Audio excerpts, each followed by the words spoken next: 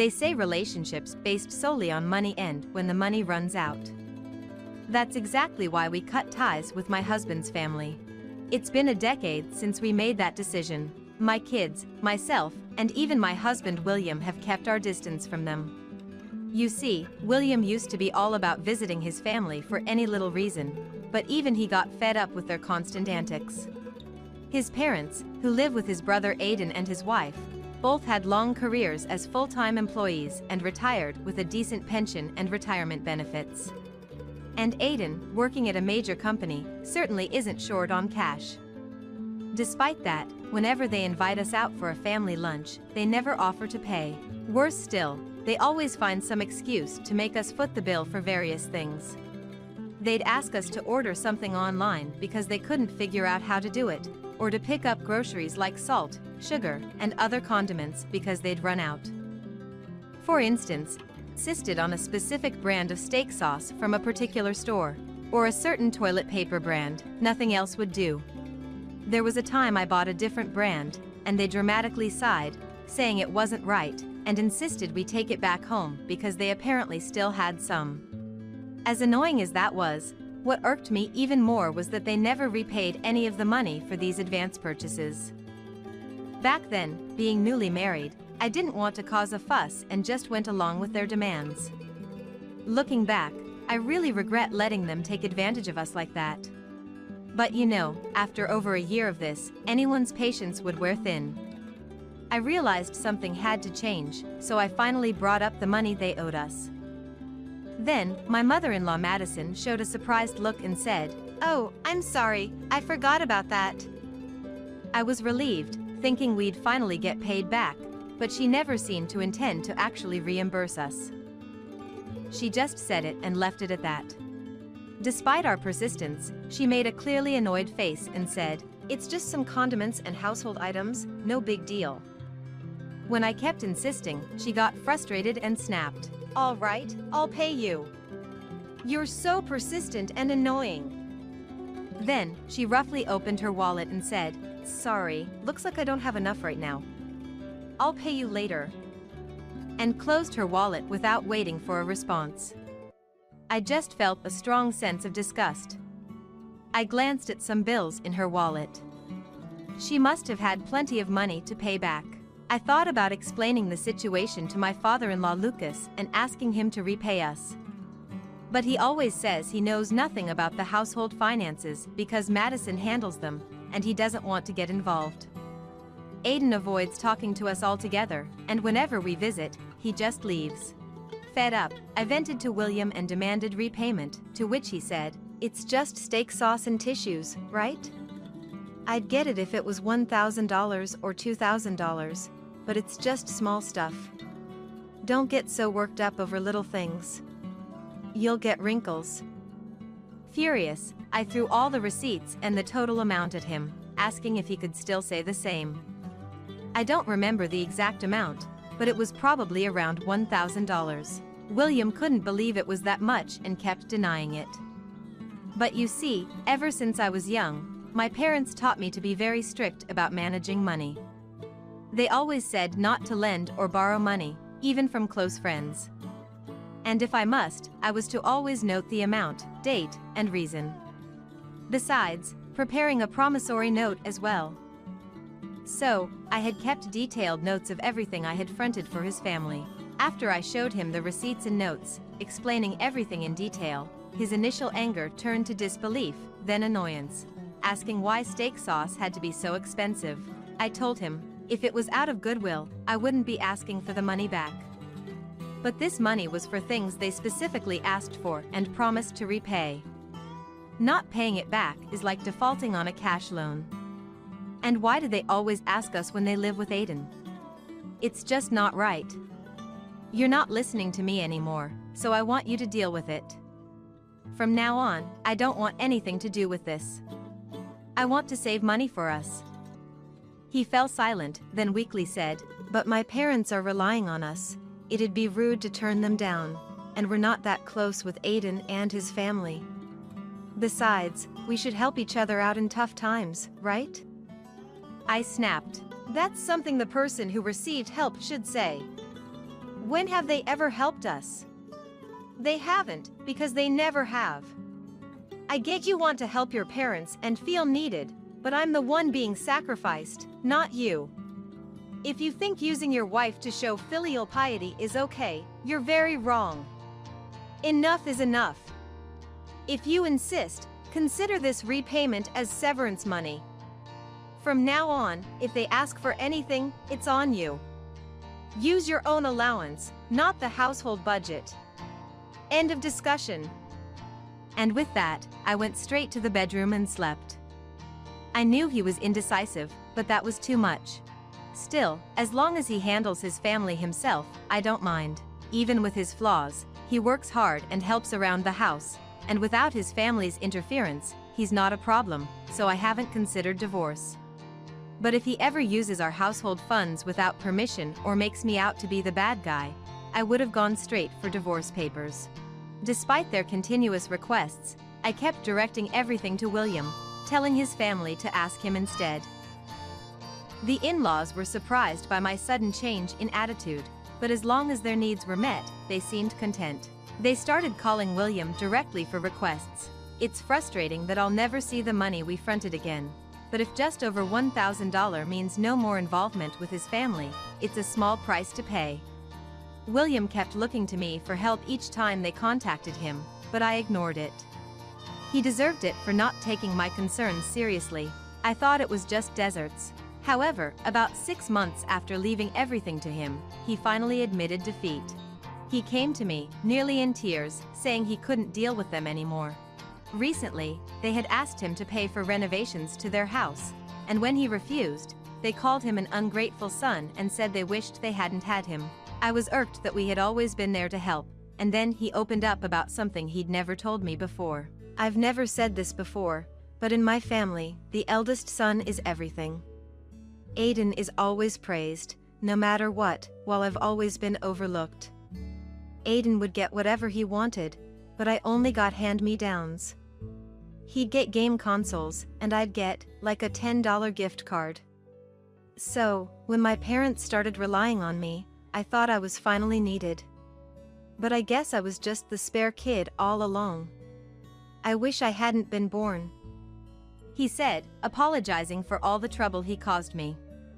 I was surprised by his revelation, but I wished he had confided in me sooner.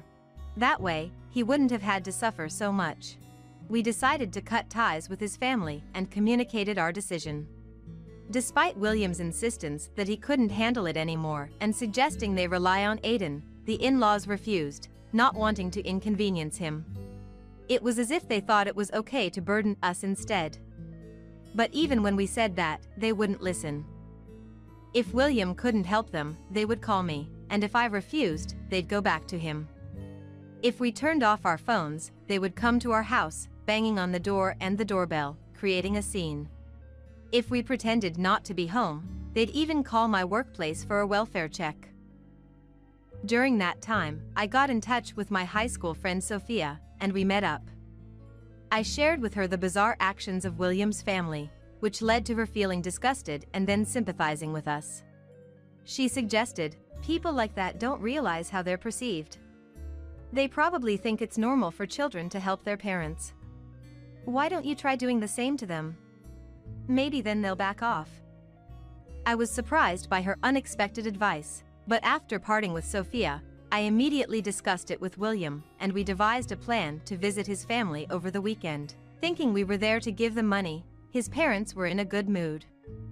However, we said, actually, we've been affected by the economic downturn. Both of our salaries have been cut, and our bonuses are gone. Life is tough right now. We want children, but considering that, we're really short on funds. So, we were hoping for a little help. To start, we need salt, steak sauce, and oh, we're out of bread too. Here's a list of the specific brands we want. And we handed them a list with high-end brands. They got angry, saying it was pathetic that we couldn't afford such basic things and that everything on the list was expensive. So, I said, but, Madison, you guys have asked us for similar things, right? Despite driving a luxury car and going on several trips a year. It's just salt and steak sauce, right? So it shouldn't be a problem, right? Realizing they had done the same thing to us, they started panicking, talking about their savings for retirement and how buying multiple items would be expensive. We responded, "You've always told us we should help each other out in tough times. We've been supporting you for nearly 2 years, so you can do the same, right? That's why we can't afford to pay for your renovations. We came over unexpectedly today, so we'll leave now, but please buy these items by tomorrow." And we left the list with them before leaving their house. When the promised day arrived and we received no contact from William's family, I called to remind them. Madison complained about our seriousness and criticized us for lacking manners, so I retorted, "Are you saying you were aware of your lack of manners while repeatedly urging us?" Then she abruptly hung up. After several unsuccessful attempts to call back, William and I decided to visit his family after work. Madison, who hadn't expected us, let out a small scream upon seeing us. We forced our way in, declaring that we would stay until they prepared everything, which enraged Lucas. He told us not to say such pathetic things because it was shameful. "Man, isn't that something you can't say, Dad? You've been mooching off us, and when we ask for help, you act like you don't know us. That's even more shameful. We're just doing the same thing you've been doing to us. If you call that shameful, then you're the same. And Dad, you can't keep saying you're not involved. You've seen Mom asking us for help. Even if Mom asked, if she hasn't paid, it's normal for you to cover it." William argued. They both fell silent. They finally gave up and promised to have everything ready by the next visit, asking us to leave for the day. I emphasized our request firmly before we left. On the day of collection, all the items they had prepared were the cheapest brands from a supermarket. Even though I was okay with that, I let out an exaggerated sigh and said, "No, they are not what we asked for, is it? It's clearly written here. We don't need these then. We'll leave them here." And I left the items there. That night, they called William to complain, but when he pointed out that they had done the same, they hung up. After repeating it a few times, they seemed to be mentally exhausted. They had changed the locks of their house, so William started ringing the doorbell and shouting outside, pretending to be worried.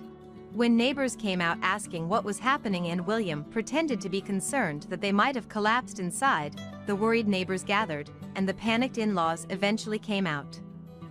Seeing them safe, William feigned relief, and that they were awkwardly praised by the neighbors. With the neighbors on our side, they finally gave in after just 3 months. They apologized for their rudeness and agreed to repay us, asking us to stop. I replied, "What are you talking about? It's only been 3 months. You're making it sound like we're crazy, but you were the ones banging on doors and calling my workplace.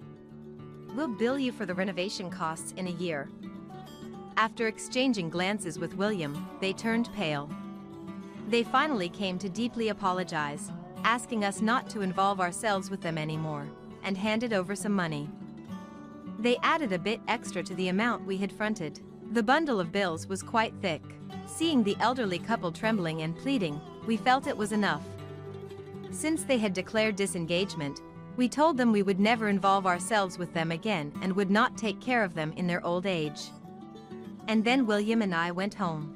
Just 3 months, but it's still a big deal. It felt incredibly long. We didn't enjoy doing it, but if it was so effective, we should have tried it sooner.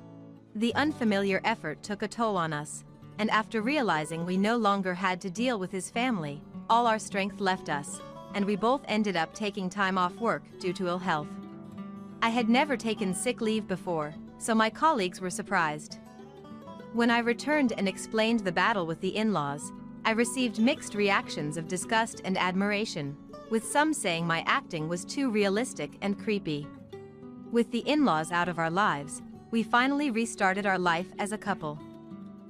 Thanks to reduced stress, we joyfully discovered I was pregnant just a year after cutting ties.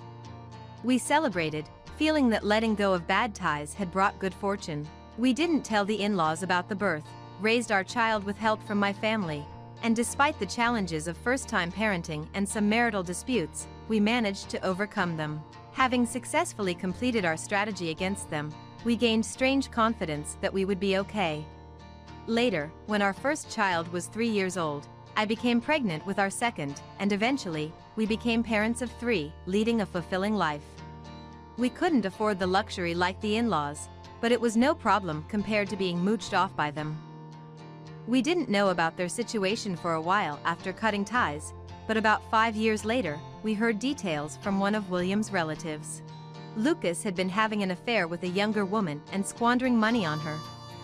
Aiden and his wife both were caught cheating, and the over 40 wife got pregnant with her lover's child. Aiden didn't get fired but was demoted with a significant salary cut, and his wife eventually chose her lover and ran away, leaving only divorce papers behind. It sounded like something out of drama series, but it turned out to be true. Neighbors mentioned hearing them arguing constantly, and Madison, venting to the neighborhood, had told them everything. So, I shared our past experiences with the in-laws with the neighbors, who expressed clear disgust. I accidentally mentioned it to a gossip-loving neighbor, and it seems that the story about why we cut ties with them spread throughout the neighborhood. Now, even years later, they are treated with more caution than necessary, with everyone thinking that family is crazy. Well, I just mentioned it without thinking, but I never promised not to tell others, and I only spoke the truth. Moreover, since they always flaunted their wealth and were disliked by relatives, those relatives now keep their distance, knowing that involvement with them leads to no good. The in-laws, somehow finding out we had a child, contacted us once, asking why we hadn't told them. I responded with maximum enthusiasm. "Oh, are you going to buy us baby goods? Thank you so much. I'll send you a wish list later." But suddenly the call was disconnected. They promised not to contact us, did they? Since then, there has been absolutely no contact from them, and it continues to this day. Our children have grown up. The eldest is now preparing for high school entrance. We've sometimes wondered if it's unfair to the kids not to know their paternal grandparents, but they seem fine, so we reassure ourselves that it's for the best. William ensures he doesn't repeat his family's mistakes and showers equal love on all our children. We've also agreed to be self-reliant in our old age and not to burden our children. While we used to be troubled by the issues with his family, now it seems like it might have been a good experience, in a way. Still, it's definitely not something we'd want to go through again. Oh, what happened? Did you lose the tuition money, Emerson? I'm so sorry, dear. I didn't know. I'll bring you lots of souvenirs from the Mediterranean, okay? What's with that look, Celine? Are you unsatisfied? Don't complain when you're just a housewife. My name is Celine, I'm 48 years old. I'm a housewife. My husband, Mason, 2 years my senior, works as an office employee. We are a family of 4, my daughter Emerson, my mother-in-law Harper, and us. My alarm clock rings at 4:30 in the morning. It's a daily routine, so I often wake up even before it goes off. I get up early to accompany Harper on her walks. It's just a walk around the house, usually done in 30 minutes at most. Despite this, because it's dangerous, Mason insists on having me accompany her. I suggested, "Why can't you go with her?" But he replied, "You just don't get it. I'm working, and I want every extra minute of sleep in the morning I can get. You're a housewife, you have all the time in the world." Thus, the responsibility was pushed onto me. Summer was manageable, but winter was dark and indeed dangerous. Despite my suggestions to take a break, Harper stubbornly continued her routine. As expected, on one cold winter morning, Harper tripped over a small stone and fell. "Are you okay, Harper?" As I reached out to help her up, she snapped back at me angrily. "Hey, Celine! What good are you if you can't even do this simple task? You're so useless." She often finds reasons to hurl insults at me. When we return from the walk, the next activity is Tai Chi. Even here, Harper finds fault with me. "Celine, I've told you before, Why can't you get these simple movements right? It's like this, do it like this. No, that's not right. Oh, you're so slow to learn. To me, her moves seem more like a comic routine than Tai Chi, but I keep my laughter to myself. After Tai Chi, I prepare breakfast and make sandwiches for Emerson. By this time, Emerson is already up, but Mason is still asleep. When I try to wake him, he responds gruffly, "Keep it down, you idiot woman. Can't you let me sleep in peace?" If I let him sleep until the last minute before work, why didn't you wake me? Now I don't even have time to shave. He gets angry again. Whether I wake you or not, you complain. Maybe you should set your own alarm clock. To which I responds, I work every day for this family, and this is the thanks I get? He takes his frustration out on me. These arguments always seem to happen in front of Harper. Celine, he is right. We rely on him for our livelihood, so you should show more gratitude. She always sides with Mason. I do appreciate him, of course. Otherwise, I wouldn't silently put up with his complaints every day and handle all the household chores. I wait up for him when he comes home late without notice, and I've never let the house go without what it needs. Supporting a husband is part of a wife's role, but Mason, without acknowledging my contributions, keeps demanding gratitude and barking orders from his high horse. And then there's Harper, who complains about everything. Living with these two is a constant struggle. Initially, I didn't choose to be a housewife. Before having children, I worked full-time in an office. I quit when our child was born, planning to return to work once they started elementary school. That plan changed because of Harper. After Mason's father passed away and he decided to have Harper move in with us, she started demanding that I accompany her everywhere, to the hospital, shopping, her social gatherings. Our house is conveniently located. The bus stop is right outside, and Harper is perfectly capable of getting around. She's just being unreasonable. And she doesn't help with household chores. Mason unilaterally decided on this living arrangement without considering my opinion. Initially, I hoped her would help with housework. That hope was dashed on the very first day of living together. Celine, I've been a housewife much longer than you, raising children successfully. Now, I plan to enjoy my free time. She stated that outright and truly did nothing at all. If she had just stayed quiet, it might have been bearable, but no matter how diligently I did the housework, she kept calling me a parasite, useless. At one point, I even considered getting a part-time job. But when I mentioned this to Mason, he became irritable and retorted, "What? My earnings aren't enough for you." That's rude. Besides, no company would hire someone as dumb as you. Want to work outside like before? Don't be ridiculous. You should just keep quiet and do the housework. His salary isn't great, but he lords it over me because we have no mortgage. I continued being a housewife, believing I was doing my best for the family. Every time he demanded gratitude, I always thought to myself, you should be the one showing gratitude first. I always thought this to myself.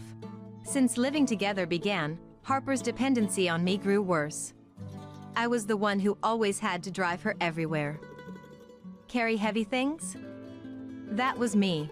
Any inconvenient errand? Also me. As Harper's clinginess worsened, Mason's domineering nature escalated.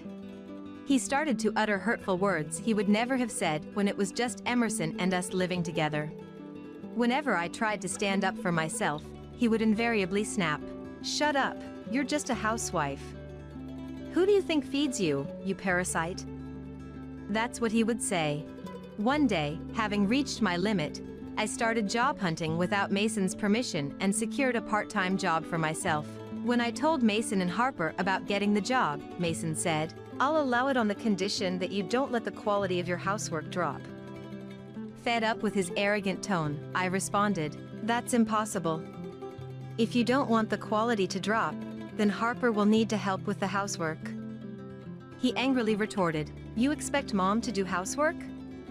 How cruel. Mom's nearly 80 years old." Harper, with tears in her eyes, pleaded, "That's so cold." Doing housework at my age could hurt my back and legs. I agreed to live with you because you said you'd take care of the housework. Don't make such unreasonable demands. Eventually, my request for shared housework was essentially ignored, and even when I started working and came home late, Harper didn't do any housework at all. I continued to get up earlier and go to bed later than anyone else in the family, accompanying Harper on her early morning walks without a break. I became so busy that I often skipped breakfast and lunch, leading to more days without meals. One day, I fainted from anemia at work. When the company called my family, it wasn't Mason who came to pick me up, but my father, Gavin, from my childhood home. I went back to my parents' house with him. The moment I stepped into the familiar entrance of the home where I grew up, the tears I had been holding back overflowed. I told my father about everything Mason and Harper had done to me, crying all the while. After a while, Mason came to pick me up. Unusually unsettled, he made a brief eye contact to my father and took me back home. At home, an irritated Harper was waiting. "Celine, you are so sarcastic, going back to your parents' house. It's as if you're implying I've been oppressing you. If you had told us, we would have come to pick you up. That's terrible of you."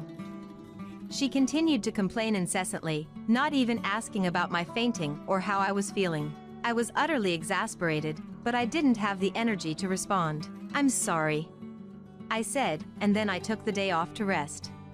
After that, I started finding ways to reduce the burden of household chores. Like using delivery services instead of going to the grocery store and buying ready-made meals, even if it was a bit more expensive. I also started asking Harper to use taxis when I couldn't provide transportation. I didn't want to faint again and be a burden at work. Meanwhile, the harassment from Mason and Harper only got worse. "You're lowering the quality of housework. Such a terrible wife. A useless and foolish wife." Harper continued with her complaints. "I can't eat something this salty. Oh my, it's disgusting. It's like animal feed." Such snide remarks were made persistently, every single day. One day, Harper suddenly suggested going on a trip. She spoke to me in a cajoling tone. "Hey, Celine. You must have saved up some money from your part-time job by now. How about we go relax at a resort this holiday season?" That year, Emerson was preparing for college, so a trip was really not feasible. "Well, Emerson has extracurricular activities and exams, so it's difficult this year. If she gets into college, we can think about a summer vacation." I tried to deflect, but for some reason, Harper suddenly became angry. "Celine, that was such a snide move, going back to your parents' house. It makes it look like I've been oppressing you. We would have come to pick you up if you had told us." That was harsh. Frustrated with her ranting, I retorted. "Listen, I didn't say we wouldn't go on a trip. I'm saying the timing is bad right now. Emerson is considering transferring if she doesn't get into her first choice college. If she has to transfer, we'll need to buy new textbooks.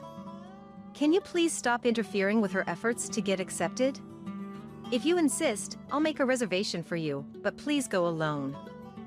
After I said this, she turned red with anger. "You devil!"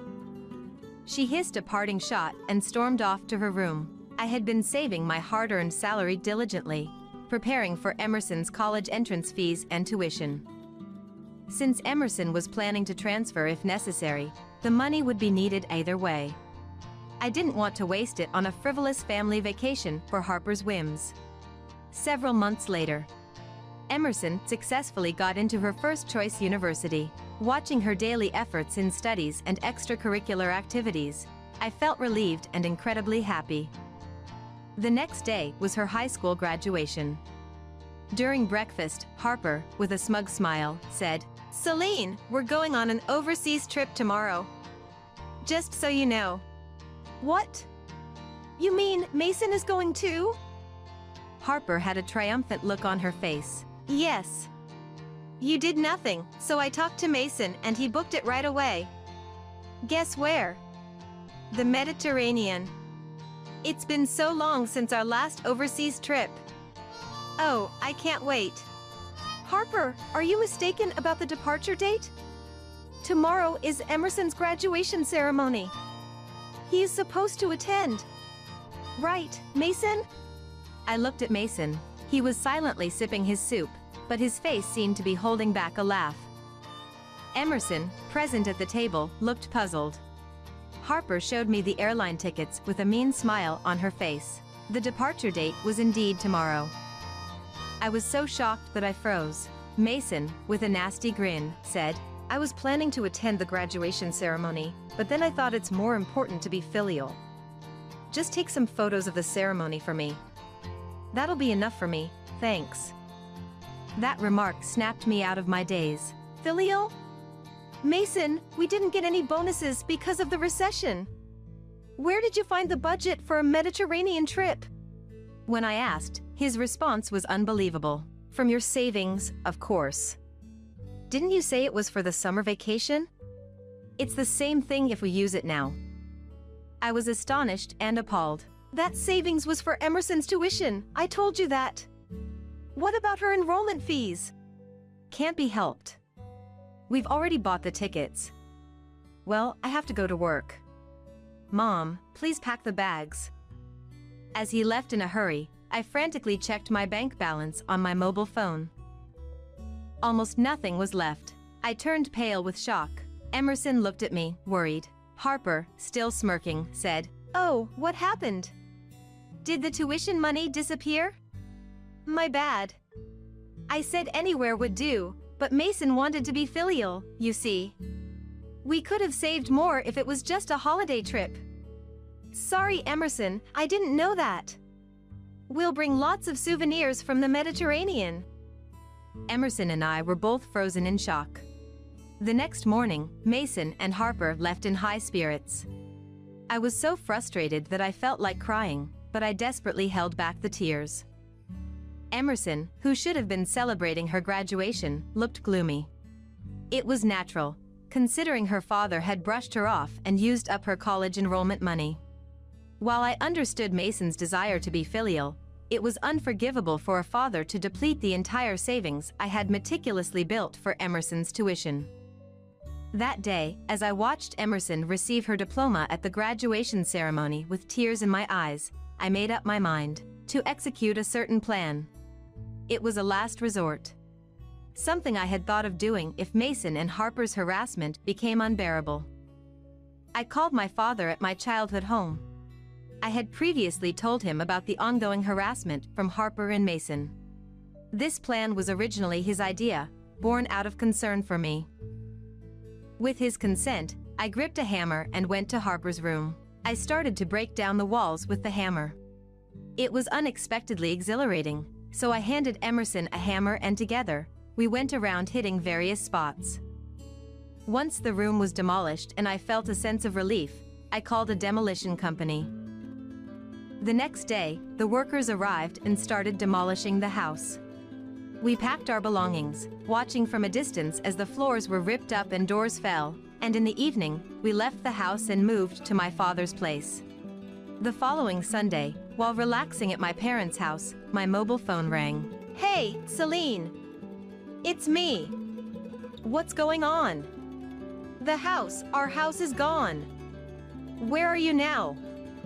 It was Mason, back from the Mediterranean. I told the flustered him, as you can see, I had it demolished. Your and Harper's belongings have been sent to your brother's place. What? How dare you do this on your own? Give me back my house. The house you were living in is gone. You might as well rely on your brother now. I said this and hung up the phone. A while later, the doorbell at my father's house rang. Mason and Harper barged in, suitcases in hand, shouting. Harper was red-faced with anger. How could you do this? You destroyed the unique house that Mason built. Do you even realize what you've done? My father and I exchanged glances and burst into laughter. It seemed that even in this situation, Mason hadn't told his mother the truth. Standing next to Harper, Mason had shrunk and stayed silent. What's so funny? As Harper fumed with rage, my father gently explained. There seems to be a misunderstanding. That house was in Celine's name. What? Harper made a startled sound. It's true. The land originally belonged to me. But even if the land was yours, Mason built the house. He worked hard and paid for it with his salary. It was Mason's house in his name, and Celine demolished it without permission. We'll demand compensation for this. Mason was still silent as ever. Harper seemed genuinely unaware of the truth. I reluctantly began to explain. My father built that house. She turned to me with bloodshot eyes. Her eyes were so wide with surprise, they looked as if they might pop out. What are you saying? Mason was paying a monthly mortgage. He worked hard and earned the money to build that house. Don't destroy his hard work and then tell such an obvious lie. Harper, you really don't know? The land belonged to my father, and he built the house. Moreover, the house was in my name. This is the truth. He built the house on the condition that it would be in my name. Mason was aware of this. You seem to be under a big misunderstanding, but please ask him about it. Mason was trembling slightly, still looking down. Harper shouted at him. You're lying, Mason. Say something in your defense. He, in a weak voice, admitted, Sorry, Mom. What Celine is saying is true. The house was built by her father for us. Then, what about the mortgage? Silence filled the room, speaking volumes. And that silence said it all. Mason had boasted to Harper about a house my father built as if it were his own achievement. My father spoke quietly. Mason, I built that house for you and Celine to live happily. Legally speaking, it may have been different, but in my heart, I had given it to you. However, unfortunately, Celine was unhappy living there. You and your mother treated her like an unpaid housekeeper. I had essentially lent the land and house to you for free on the condition you would make Celine happy. But since she wasn't happy, I'm taking back the land. Harper's face went pale as if she was about to faint, opening and closing her mouth in disbelief. It was understandable that she had believed all this time that her son had built the house. Celine, show them what you've prepared. Prompted by my father, I nodded, stood up, and brought the completed divorce papers to the table. I spoke slowly. I didn't want to destroy the house where I had lived for so long. But you two have treated me like an animal for years. No matter how much you insulted me, I did my duty as a housewife and a wife. But I couldn't bear it any longer. That house no longer exists. Let's end our relationship here today. Mason was slumped over, his head down in defeat. Harper, with a face as white as a famous painter's depiction of a screaming person, was frozen with her mouth agape. This is how Mason and I got divorced. Afterwards, Mason started living in an old house with Harper, reportedly so run down that it was infested with mice. Rumor has it that the house is so old that it's infested with mice. It was a far cry from the spacious, beautiful house my father had built, and surely very inconvenient. But that was no longer my concern. Along with Emerson and my father, I am living happily at my childhood home. My father covered Emerson's university enrollment fee, which I later repaid with my earnings. Despite her busy schedule with studies, Emerson seems to enjoy every day. She happily helps with the household chores. With the help from them, I have more time and financial freedom. Maybe I'll start taking some classes for myself. I'm contemplating that.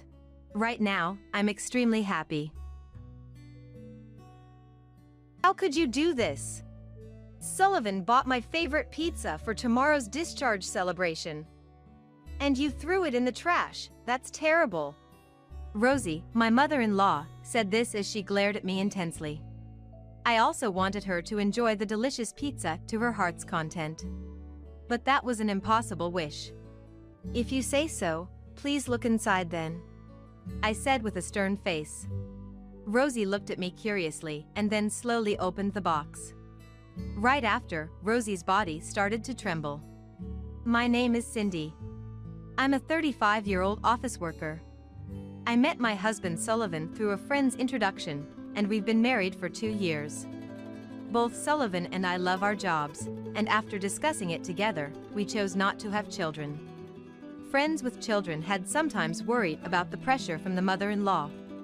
But to me, that concern seemed unnecessary. Of course, there's a reason for that. The apartment we live in is about a 15-minute drive from my in-laws' house. Rosie lives there alone since her husband passed away 5 years ago due to illness.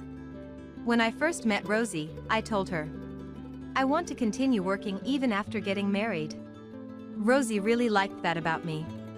It's wonderful to be an independent woman. Oh, I'm relieved. I was a bit worried Sullivan might become just an ATM. I'm glad he married someone so capable, she said with a beautiful smile. I quickly grew fond of Rosie, who was talkative and cheerful.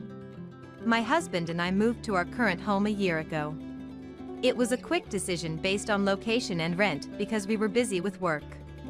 Because of that. Hey, Cindy. This faucet is old, shall we talk to the real estate agent about it?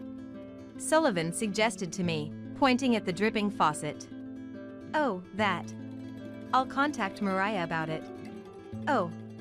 Sorry, I have to go early this morning. I'm leaving now. Mariah is a friend from my university days. I coincidentally met her working at a real estate agency, and she was very helpful in our search for a place.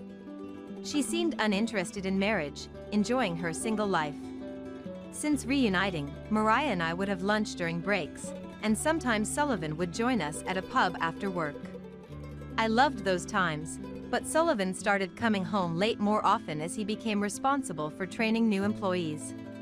Recently, you have been working a lot of overtime, I remarked, to which Sullivan sighed. There's this new employee, Emily. She's slow to catch on, and it's been tough.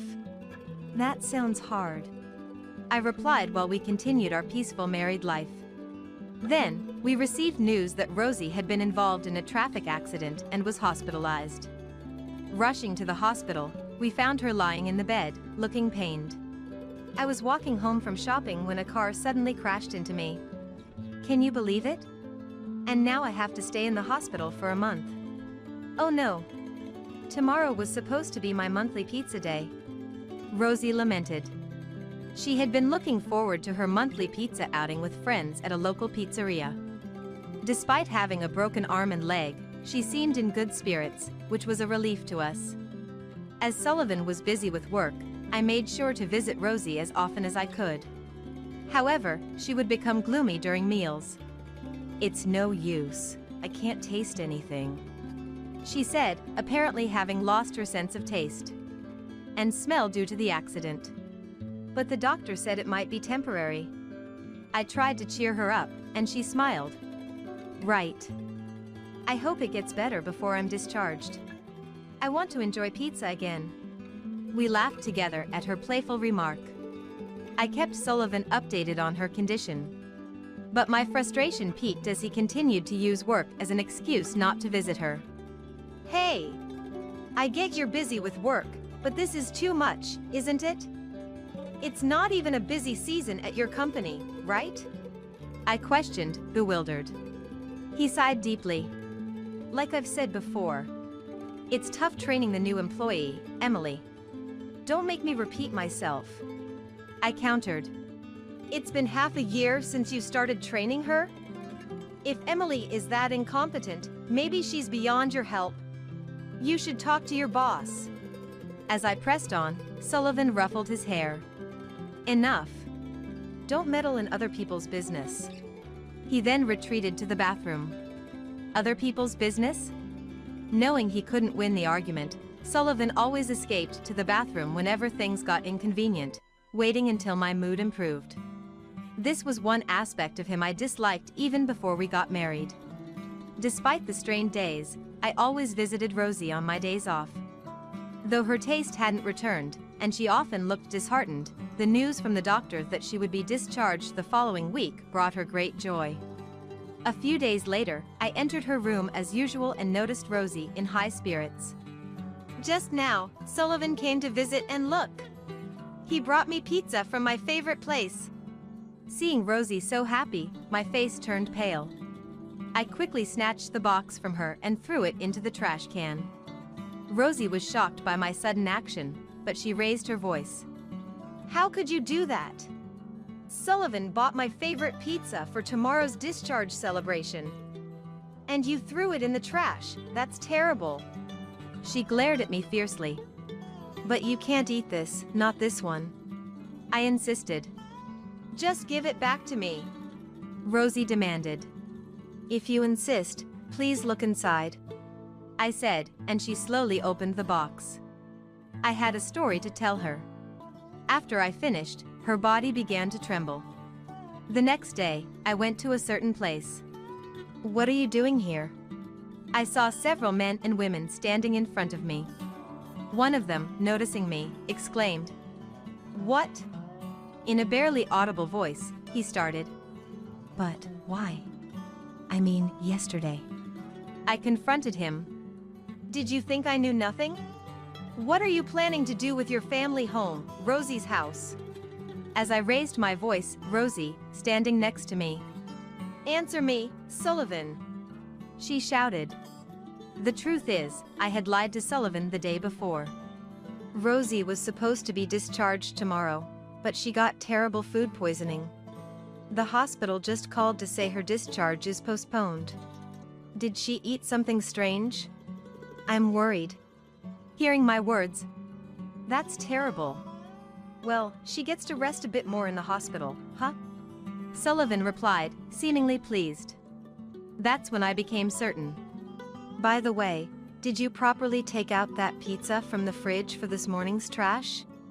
Sullivan sometimes brought home gifts like snacks from clients. About a week ago, I found a large box in the fridge. I didn't pay much attention, thinking it was just another snack. But after a few days, I started noticing something odd in the fridge every time I opened it. What? What's this smell? It stinks. I searched for the source and realized it was coming from that box. It had a fishy and unpleasant smell. Wasn't this a snack? I confronted Sullivan when he got home. Oh, I forgot. That's a pizza someone gave me. The boss ordered pizza for lunch and treated everyone, but I didn't have time to eat. Thinking back, Sullivan's explanation sounded prepared. Make sure you take this out tomorrow on trash day, I told him before heading to the bedroom. The next morning, I went to the kitchen, sleepy-eyed, and saw the same pizza on the table. Approaching it, I grimaced at the foul smell. When Sullivan woke up a bit later, Hey, did you leave this out all night? I asked him. I left it out because I thought I might forget to take it out. Eating that would definitely upset someone's stomach. We shared household chores, and taking out the trash was his responsibility. Looking at his laughing, I left for work with a look of disbelief. That day, during my lunch break, I went to visit Rosie. But when I entered her room, I was shocked. The pizza that had been giving off a foul smell just that morning was right there in front of me. Worse, Sullivan had brought it. It was a week-old pizza, left out at room temperature during the heat of summer. Anyone would know eating it would be disastrous. Panicked, I grabbed the box from her and threw it into the trash can. Rosie scolded me, not knowing anything, but after I explained, she slowly opened the box. It looked normal at first glance, probably because it had been in the fridge, but it was slightly discolored. Rosie, unable to smell it, said sadly, If it had stayed like this, I might have eaten it. I can't taste anything anyway, and above all, it was something Sullivan brought for me. I wouldn't have doubted it. She looked at the pizza with sad eyes. I then said to Rosie, Rosie, this may not be the right time to say this, but he is having an affair. He's not visiting you because he's caught up with his mistress. At my words, she looked up and exclaimed, What? An affair? He must be joking. I hate men who cheat. I thought that also Rosie perhaps had some issues in the past. With that in mind, I decided to enlist her help. Sullivan must have been shocked. His mother, supposedly hospitalized, was standing next to his wife, both glaring at him furiously. This is my house. What do you want in my home? Rosie's voice echoed loudly. Calm down, Mom. Please, lower your voice. Sullivan pleaded. Then, the couple with him, looking confused, turned to the real estate agent accompanying them. What? Isn't this house for sale? We came here to preview it today. Can someone explain what's happening? They glared at the real estate agent. That's because, Then, could you explain to us, Mariah? I asked the agent. Sullivan and his friend Mariah couldn't find an excuse and looked down. This foolish son seems to have concocted some scheme, but this is my house. I'm sorry, but you'll have to leave, Rosie said, and the couple, who had been considering buying the in-laws' house, left angrily, feeling their time had been wasted. Let's go inside and discuss this in detail, Rosie said, still glaring at them. Actually, I had noticed their affair a little while ago. Embarrassingly, I had been making a big mistake all along. Sullivan's company is on my way home from work, and one day, as I was returning, my mobile phone rang. His message saying, "Stuck with overtime again because of the newbie's mistake," made me sigh deeply. By then, I was already suspecting his infidelity and thinking about how to gather evidence. Once, when I was near his company, I saw a group of 3 young women coming out. They looked like fresh recruits. Watching them, I smiled, reminiscing about my own early days. "Emily's the star among the newbies," one of them said. "It's been years since a newcomer's project got approved." I saw McGuire looking pretty jealous. Another added. I froze. McGuire was my surname, and Sullivan's too. Was this Emily the one he was having an affair with? As they praised her, and she modestly replied, "Not at all." I was struck by her innocent appearance. Then I did something unexpected. "Excuse me, I overheard you. Are you from the sales department? I'm Mrs. McGuire." Before I was about to say so, they quickly started defending him, thinking I had heard them speaking ill of him. "Ah, are you McGuire's sister? We're always grateful for McGuire's help. You know, McGuire is amazing. I often see his wife picking him up at the entrance. They always leave holding hands." Their words confused me. Eh? Oh, is that so? I heard he was Emily's mentor. He's not causing any trouble, is he? I decided to pretend to be his sister. Emily replied. Me? My mentor is someone else. McGuire isn't mentoring anyone. She seemed genuinely honest. He is a bit shy, so please keep our meeting a secret from my brother, I said before parting ways. What was he doing? Who was he cheating with? Unforgivable. Unable to investigate myself due to work, I hired a detective. When shown the photos of the other woman, I felt dizzy. It was Mariah, my friend, not some stranger. There were photos of her and Sullivan arm in arm entering a hotel, and others of them at what looked like Mariah's place. They were meeting almost daily. My love for Sullivan vanished. In Rosie's house, facing the 2 sullen figures, I said, "So, it's troublesome if Rosie gets discharged with the house viewing planned, huh? And to think you tried to feed her old pizza. Are you insane? You could have endangered her life." I ranted, and Mariah, crying, pleaded. "Don't blame him. It's my fault. I fell for him. He's not to blame." Sullivan gently comforted her. What am I even witnessing here? Yeah, Mariah. It's your fault. I heard about your bad reputation. You wouldn't have been interested if he wasn't my husband. Mariah, who had been crying, suddenly froze. What? What rumors?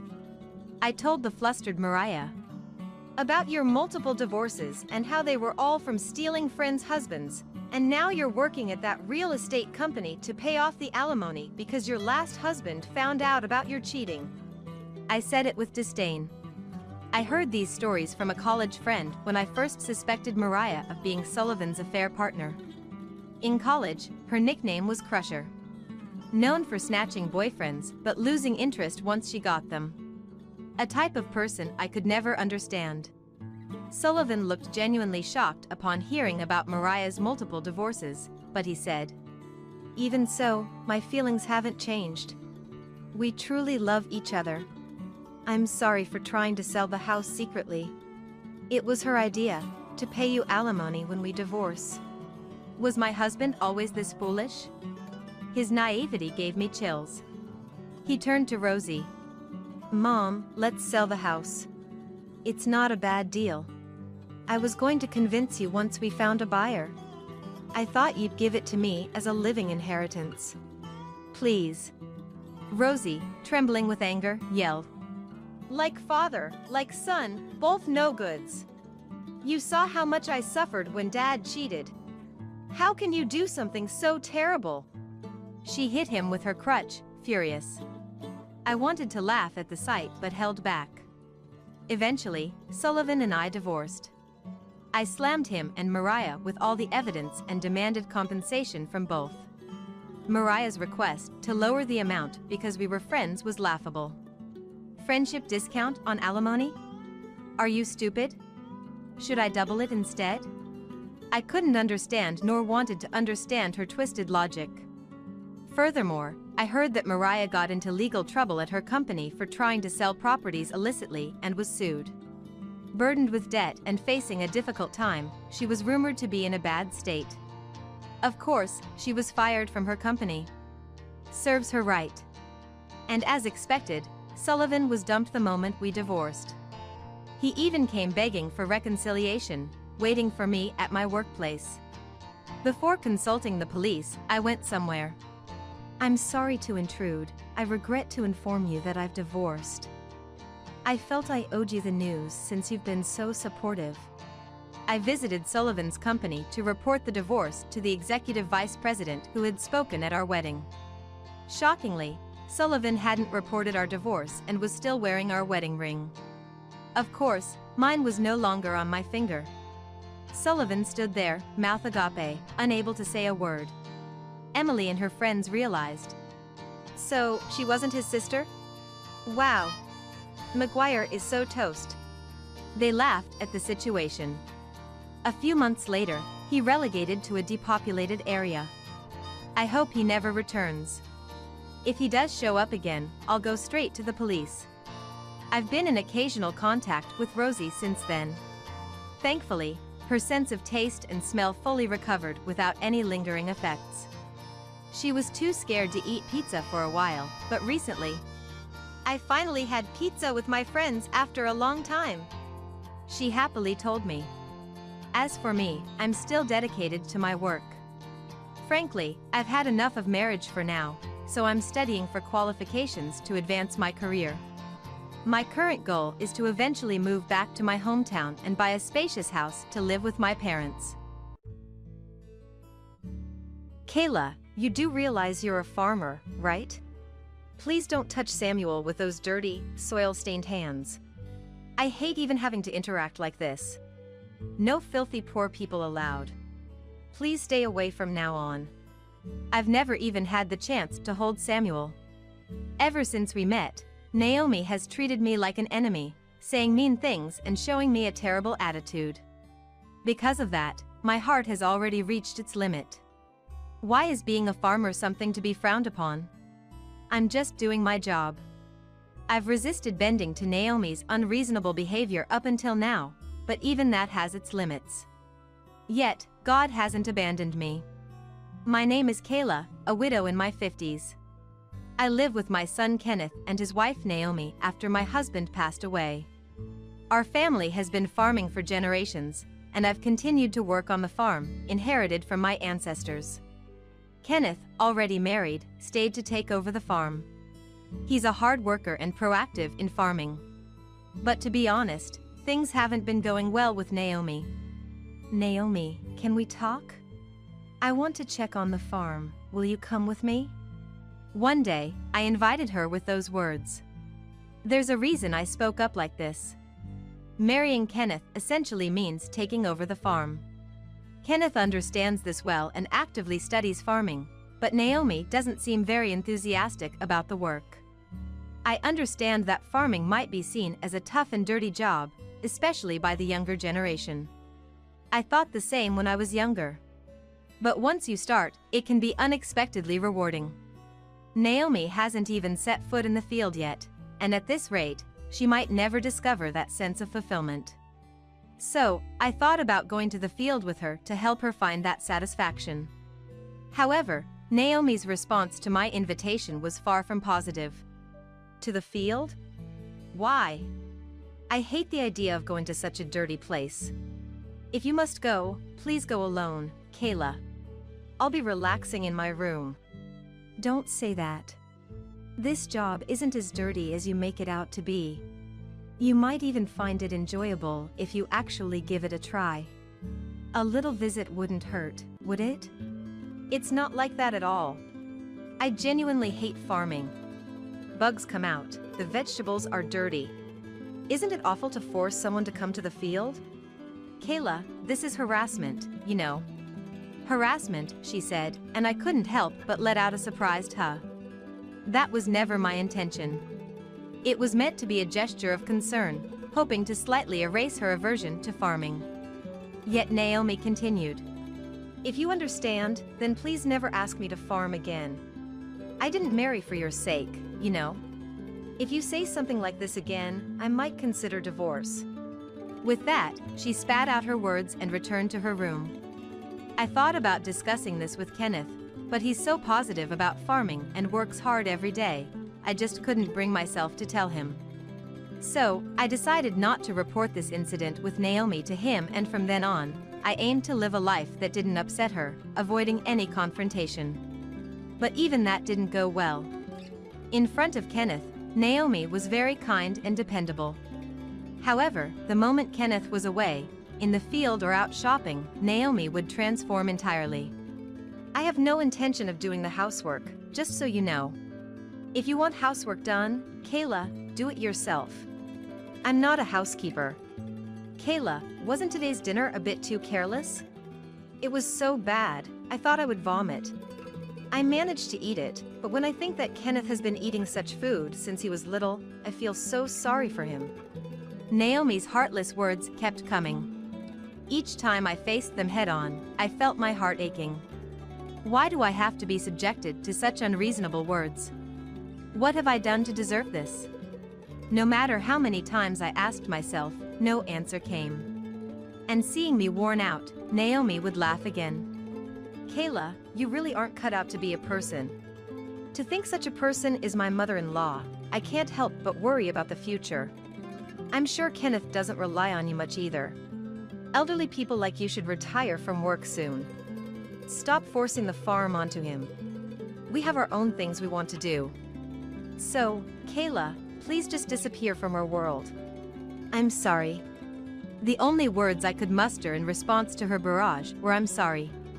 I was so broken that I couldn't think of any words of defiance. Days like this continued, and I eventually developed insomnia. Yet, somehow, I kept pushing myself in my work. Naomi might think farming isn't a big deal, but knowing there are people waiting for the vegetables I grow, I couldn't afford to take a break. Mom, are you okay? You look a bit haggard. Watching me weaken day by day, Kenneth expressed his concern. But Kenneth only sees the good side of Naomi. He's unaware of the cruel words she hurls at me. I wonder what would happen if he found out. If Kenneth and Naomi were to divorce, would that be my fault? Am I stealing his happiness because of me? With those thoughts, I couldn't say anything more. I escaped his worries with some non-committal words like I'm fine, even though I'm really not. I really am a coward. Amidst all this, some good news arrived. Naomi was pregnant. Feeling unwell, Kenneth took her to the hospital, where they received the diagnosis. That day, the house was filled with a celebratory mood. Naomi seemed to be in a good mood too, not hurling her usual cruel words at me. I even thought it might be the first happy day I've had in a long time. I did my best to support her, ensuring she could have a healthy baby. I prepared meals with plenty of nutrients and fresh vegetables, and knowing that wouldn't suffice, I also made sure to serve delicious meat and fish dishes. She seemed to enjoy the meals, and that filled my heart. Maybe my extra kindness was also because I thought it's important not to stress her during her pregnancy. Eventually, she safely gave birth to a healthy baby boy. I was relieved that there were no health issues at birth. I couldn't visit right away because of my farm work. After some time, Naomi and my grandson returned home. The baby was named Samuel. I endeavored even more, keeping in mind that she now needed to raise Samuel healthily, without too much stress, and hopefully relying on me. But it seemed my efforts didn't reach her. One day, she summoned me. "Kayla, a moment." Wondering what it was about, I asked her, only to be met with unbelievable words. "Kayla, do you realize you're a farmer? Please don't touch Samuel with those dirty, soil-stained hands. I hate having to interact like this. No dirty, poor-like people allowed. Please stay away from now on." What? I was dumbfounded by her abrupt words. Seeing my reaction, she laughed even more. "All this time, I've been pretending to be part of the family, but it's all pointless." She mocked me. I wanted to be family. I thought we could support each other as a family. But it seems that was just a nuisance to her. Unforgivable. To dismiss all my feelings like this. What kind of person does that? Anger towards her welled up inside me, but even then, I didn't know how to respond. Understood. And that was all I could respond. I really am a coward. Even in such a situation, I couldn't muster a response to her words. Why am I so incapable? I thought about whether it was my fault, but more than that, I felt a strong sense of injustice towards her. And in those moments, God didn't abandon me. "Kenneth, there's something I need to talk about." At the dinner table that day, Naomi spoke up, sharing everything that had happened. She claimed she had been harassed by me, that she had endured it all this time, but just now I had gone as far as to tell her to leave. She was terrified about what might happen to Samuel if she continued to live with me. She wanted to move out to live just with Kenneth and Samuel, away from me. That was Naomi's claim. Of course, I had no recollection of harassing her. In fact, I felt I was the one being bullied. But my worn-out heart couldn't muster a proper defense. "Well, I can't imagine Mom harassing anyone, but if you feel that way, maybe we should consider moving out." Kenneth's words seemed to please Naomi greatly. After that, they decided to move out. However, they couldn't move too far since the family business needed to be continued, so their new home would still be near mine. Yet, just the thought of not having Naomi in the same house made me feel somewhat relieved. Realizing this made me feel awful again. We're a family, I wanted to live hand in hand. If there were misunderstandings, I wanted to work on understanding each other. But my heart was weaker than I thought. And so, they moved to their new home, and I was left to live alone in this big house. Kenneth continued to visit often, but I started to feel the loneliness. The incident happened the day after they moved out. After finishing the day's work, I came home and, having some free time, checked my mobile phone to find numerous missed calls. All from Naomi. Wondering what it could be, but feeling a surge of aversion towards her, I decided to ignore the calls. There were also several texts seemingly asking me to pick up the phone, but I ignored those too. What could she possibly want now? There's nothing I need to talk to her about anymore. I had a bad feeling, but in the end, I did nothing and left it at that. Then, that evening, the doorbell rang. Thinking it might be her, I checked, and sure enough, it was Naomi. "Naomi, what is it?" "I'm sorry, but could you please leave? I don't want to see your face." At my response, she looked as if she was about to cry. "Why didn't you say anything?" she asked. Say anything? About what? I had no idea, so as I was thinking, "Why didn't you say anything, Kayla? You're not just a farmer, are you? You're also a landowner. I didn't know that. Why did you keep such an important thing a secret?" Her words left me speechless, a stunned "what" escaping my lips. Indeed, as she said, My family has been a line of farmers and, simultaneously, landowners. My family has been managing this area's lands for a very long time. Most homes around here are built on land protected and leased by my ancestors. As a result, the locals and real estate agents managing these properties can't go against me. Many respect me for owning so much land. However, I had deliberately chosen not to mention this to her. She looked down on me just for being a farmer, and I thought she wouldn't be interested in my status anyway. It seems she found out through a certain incident. Kenneth and Naomi had moved to a recently built apartment where she noticed that their rent differed from that of their new friends. Their rent was significantly cheaper. Puzzled, she consulted Kenneth. Then, "Isn't it because the land belongs to Mom?" he suggested. True to Kenneth's words, when they decided to move into this apartment, the real estate agent contacted me, offering to rent it out cheaply. I've been leasing lands to this real estate agency for a long time. Some since my parents' days, establishing an inseparable bond. Faced with this unknown fact, she was taken aback. Though aware I was a farmer, she had no idea about the landowning. This revelation apparently panicked her. "If you had told me, I wouldn't have behaved like that. I wouldn't have suggested moving out either. I would have definitely thought of getting along with Kayla. Why didn't you tell me? If you had, it wouldn't have come to this." "I thought you weren't interested in that kind of thing, Naomi." "Don't decide that for me. If I had known you were a landowner, none of this would have happened." In a panic at the doorstep, she grabbed her head and sat down. The commotion attracted the neighbors, their voices audible, making the situation embarrassingly uncomfortable for me. The moment she learned I was a landowner, she started blaming me like this. After demeaning me all this time, she now tries to take advantage of my position. Her opportunistic behavior was infuriating. And dealing with her in this moment felt like an incredibly troublesome time, prompting me to let out a heavy sigh.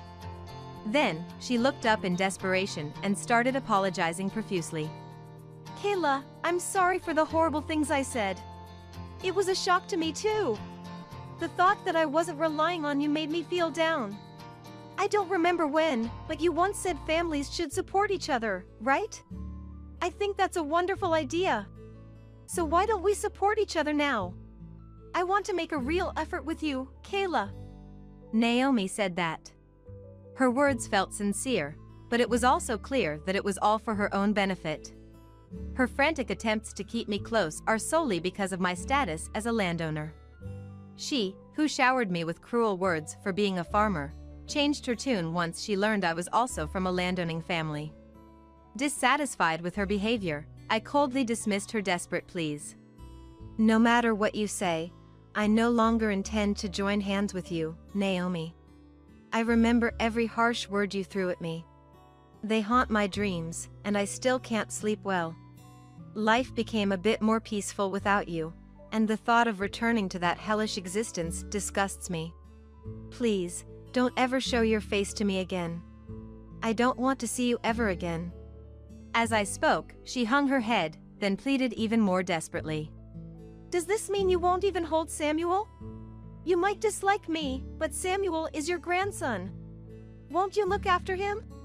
Isn't it heartless to ignore your own flesh and blood?" Unbelievable. I do feel sorry about Samuel. After all, none of this is his fault or Kenneth's, it's all her doing. But that's a separate issue. Once I've decided not to interact with her, it's inevitable that my involvement with Samuel will decrease. She, the very cause of this situation, still acts as if I'm the one at fault, which only adds to my disgust. Yet, she doesn't seem ready to leave. Seeing me fall silent, perhaps she grew desperate and threw more selfish words at me. Her expression was indeed one of utter desperation. "I understand that what I did is unforgivable. I've done things that should anger you, Kayla, and for that, I'm truly sorry. But please, don't abandon me. My heart has changed. I'm filled with a desire to make things right with you. Let's stop this sad separation. We're family, we should support each other, filling in where the other falls short.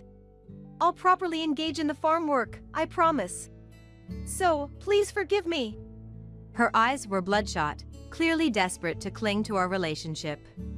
The old me might have been swayed by her plea, offering kind words and striving to work together as a family. But now, she is nothing but a destructive force in my life, not a cherished family member. No matter how much she pleads or professes her desire to live together, my mind is made up. I've already given up on her. I'm sorry, but continuing with you is impossible. Your words have hurt me deeply, time and again. I can't endure that life anymore. Being tossed around by you is beyond my limit. Sure, I feel sorry for Samuel and Kenneth, but my heart can't take it anymore. That's... Naomi murmured. Please, don't involve me anymore. And that means forever. I don't consider you part of my family. So, goodbye. The doorbell rang several more times, but after a while, perhaps noticing the neighbor's stares, she finally went home. I never imagined she would come to me like this. All because of my position. But I couldn't call such a person family. The incident spread around the neighborhood and eventually reached Kenneth, leading to a massive argument between him and Naomi. He learned of her behavior towards me, became furious, and even brought up divorce. She desperately tried to avoid it, but once it went to court, the matter was settled.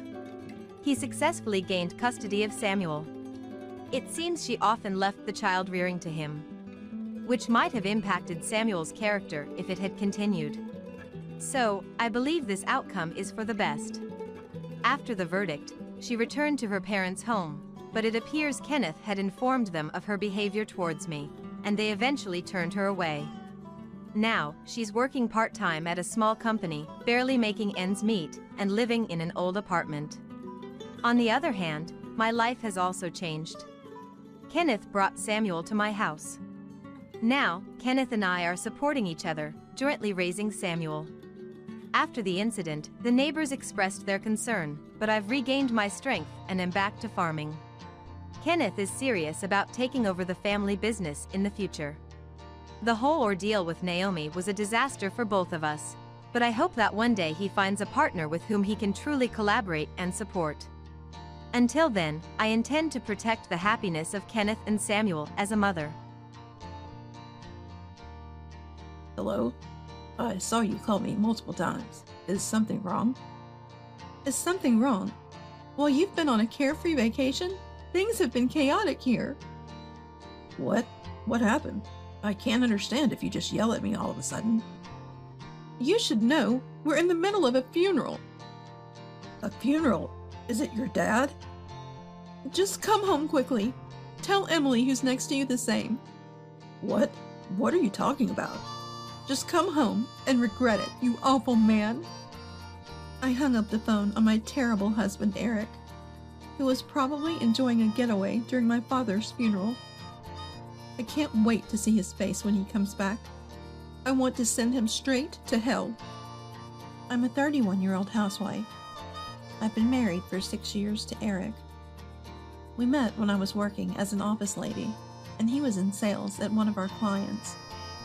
We started dating after he approached me during several business interactions. I was attracted to his confidence and freedom, and we got married. 2 years ago, we were blessed with our daughter, Lily. At Eric's request, I quit my job and became a housewife. Unfortunately, we lived quite a distance from my parents, so they don't get to see their adorable granddaughter often. Lily, who just turned 2, seems to have entered the toddler tantrums phase. She's the perfect example, refusing to do this and that. I'm getting exhausted dealing with Lily, but Eric has completely thrown childcare responsibilities onto me. I bust my ass working to bring home the bacon, so you handle things at home, he says. It turns out his attitude is influenced by his high-handed father. Of course, I'll handle most of the housework and childcare, but I want you to help a bit. Lily deserves to spend time with her dad, too. Do you want to help me with my job? It's not fair if I have to do both. Why do you think you became a housewife? I couldn't entirely disagree with Eric, so I didn't argue further. Lately, he's been coming home late from work and sometimes doesn't come home on weekends. We've been arguing more, as I'm tired from dealing with Lily's tantrums, and he's exhausted from work. And then there's another source of stress. My sister Emily, who's 2 years older. Hey, how are you? Sorry, but can you look after the kids this weekend? Again? You pushed them onto me last time. I'm not your personal babysitter. Come on, I took care of you a lot when we were younger. Consider it a thank you. Once in a while is fine, but not multiple times a month. I need a break too. Well, you're a housewife. You'll be fine. Don't complain too much or Eric will get mad. See you this weekend. And so she railroaded me again. I always end up taking care of my 3-year-old nephew, Ken, who is innocent in all this. Emily doesn't seem to be getting along with her husband, and since their divorce last year, she's been raising their child alone. Well, more like I've been raising him half the time, because she often leaves him with me over the weekends. And now it's Friday morning, the day before I have to take care of Emily's child. Though I've gotten used to it, Lily and Ken often fight, as they don't get along well. I was eating breakfast, feeling a bit down, when I asked Eric for some advice. Hey, Emily asked me to watch her kids for 2 days starting tomorrow. Mind taking them somewhere fun? I'm worried Lily and Ken might fight if we just stay home. Huh? Didn't I tell you? I'm going on a trip with my colleagues from work tomorrow. You're gonna have to handle it on your own. What? You never mentioned it. You've been all about work, even on your days off. Spend some time with Lily for once. I told you, it's a work thing. Besides, I've said before that I'm leaving home matters to you. Stop making me repeat myself. And with that, Eric left for work, visibly irritated. I felt like I was doing all the parenting by myself, and found myself holding back tears. I thought, it's like I'm a single parent. While I was busy with household chores, the doorbell rang. Sorry for the last-minute request, but could you watch the kids starting today? Wow, really? We agreed on tomorrow, Emily. You can't just change plans like that. Plans changed. It's now 3 days instead of 2. You're a stay-at-home mom. You can handle it, right? Emily, the way you're saying that makes it sound like, Eric won't be around this weekend. How'd you know? Well, I've just heard from you that he's usually busy and not home on weekends. I just assumed it would be the same this time. Gotta run. Wait, Emily! Before I could stop her, Emily was gone. Something felt off about what Emily said, but I was too focused on taking care of the kids to think more about it. Luckily, Lily and Ken played nicely without fighting. Just when I thought I could get through these 3 days, I got a call from Mom. It's a call from Mom. I answered the phone, thinking it was unusual. Hello, Mom. What's up? Listen carefully. I just got a call from the police. Dad's been in an accident. I'm heading to the hospital now. You should come too. What? Dad's in an accident? Is he okay? Just come as fast as you can. I'll let Emily know. With a growing sense of dread, I quickly got Lily and Ken into the car and headed to the hospital. Upon arrival, Mom led me to where Dad was, and I was shocked. He was unrecognizable, hooked up to multiple tubes. Dad, why? What happened? I understood when I saw Dad. It was a grim situation. I realized why Mom didn't give me details over the phone. She was afraid I'd get into an accident too. The doctor said tonight is critical, but I have faith in Dad, Mom said. Right, I can't let the kids see me break down now. By the way, I couldn't reach Emily. Did she leave her kids with you again? Yes, she pushed me into taking them for 3 days starting today. I wonder what she's up to at a time like this. That's my reckless daughter. She's taking advantage of being a single mom. Oh, I need to call Eric. I completely forgot. Hold on. I dialed Eric's number. Hey, listen carefully. Dad's had an accident. I'm at the hospital now. Could you come home right away? What? How bad is it? Hey, can you come here? I'm not sure about the details yet. I sensed hesitation and concern in Eric's voice, though I didn't disclose that the situation was critical. I was worried he might panic and get into an accident just like Mom did. Oh man, I'm already on vacation. It was supposed to be tomorrow, but my colleagues got the afternoon off, so we left. I'll buy new clothes here. What? Seriously? You could have told me. Just come back. It's not a big deal, right? I've only met your father a few times.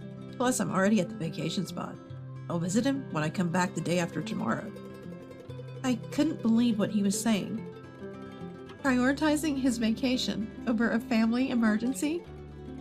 I had kept the critical condition a secret, as not to worry Eric, and this was the result. I was just more than disappointed. I felt a murderous rage. Just as I was about to tell him how critical the situation was, I heard a faint female voice on the other end of the line. Hey, what are you doing? Let's go. That's when I realized Eric was not on a last-minute trip with a colleague. He was having an affair. I was beyond angry. I was cold. Fine, whatever. I responded and hung up. What was I going to tell Mom? The last thing I wanted to do was bring up Eric's awful behavior at a time like this. I decided to just say that I couldn't reach him. Once I had some peace, I would head to the courthouse to file for divorce. Still no word from Emily either. Where was she? What was she doing?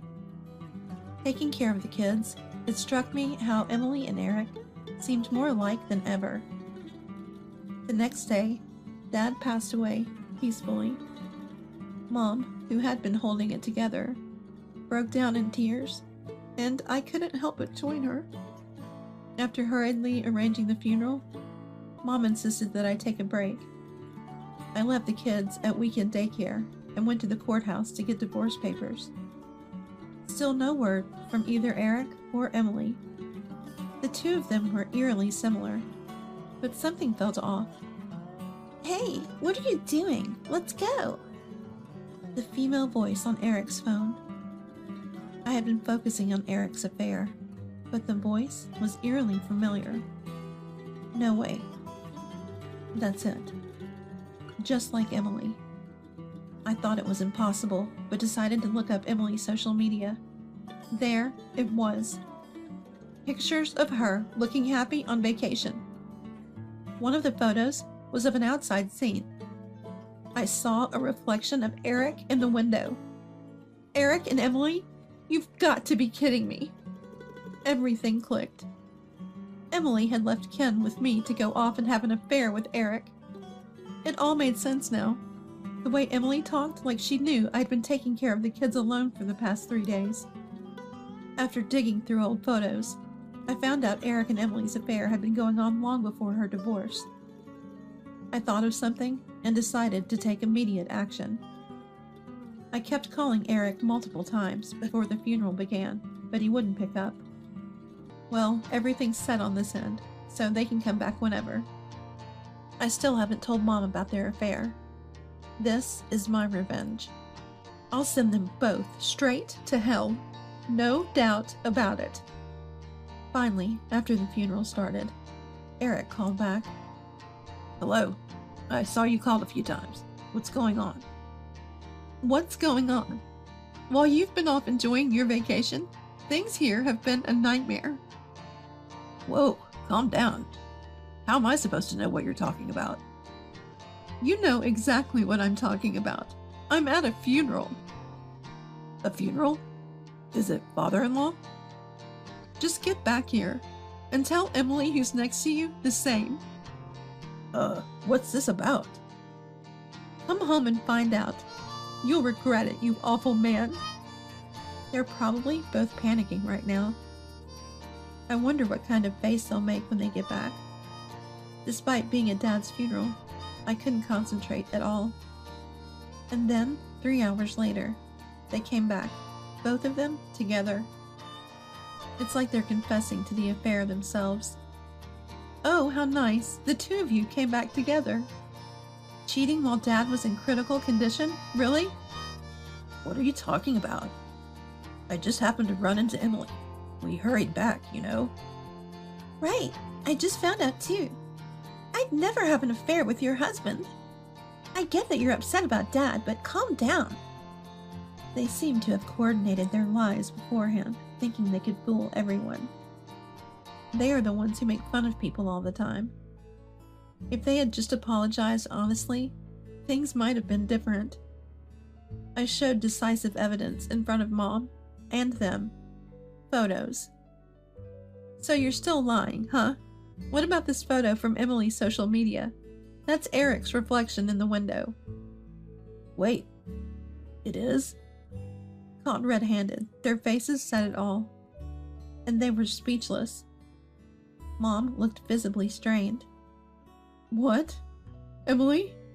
You two had this going on? You can't be serious. While Dad was suffering, you were doing this? Emily, I'm cutting all ties with you as of today. The financial support is also over. Never show your face again. Mom said, looking at Emily as if she were filth. Perhaps Mom had her suspicions about Emily seeing someone else, but she never would have imagined it would be my husband. That can't be! Stunned and collapsing, Emily finds comfort in Eric's embrace. I'm divorcing you, Eric. No question about it. Expect to hear from my lawyer about alimony and divorce settlements. And Emily, you're not off the hook either. You'll also be hearing from my attorney. Wait, hold on. Divorce settlements? We have young children. This was just a spur-of-the-moment mistake. Can't you forgive us? I promise this was a one-time thing. We won't cheat again or dump the kids on someone else. Please give us another chance. Are you kidding me? I have children too. What I can't forgive is that both of you knew about my father's accident and still prioritized your affair. I can't forgive someone so heartless. And just like that, without paying any attention to my sobbing, I made Eric write up the divorce papers. The divorce was settled. Also, I knew that this wasn't their first offense. They've been having an affair even before Emily's divorce. I chose not to bring it up here. I didn't want to tarnish my dad's funeral any more than it already was. So I'm done here. Now get lost. With those words, the two of them slinked away, attracting icy stares from everyone around. 2 weeks after my dad's funeral, I let Emily's ex-husband know about the affair. Furious, he said he would demand alimony and reconsider custody through his lawyer. As for Ken, who was blameless and had helped out numerous times, I was relieved to know he was innocent. Emily will have a tough time.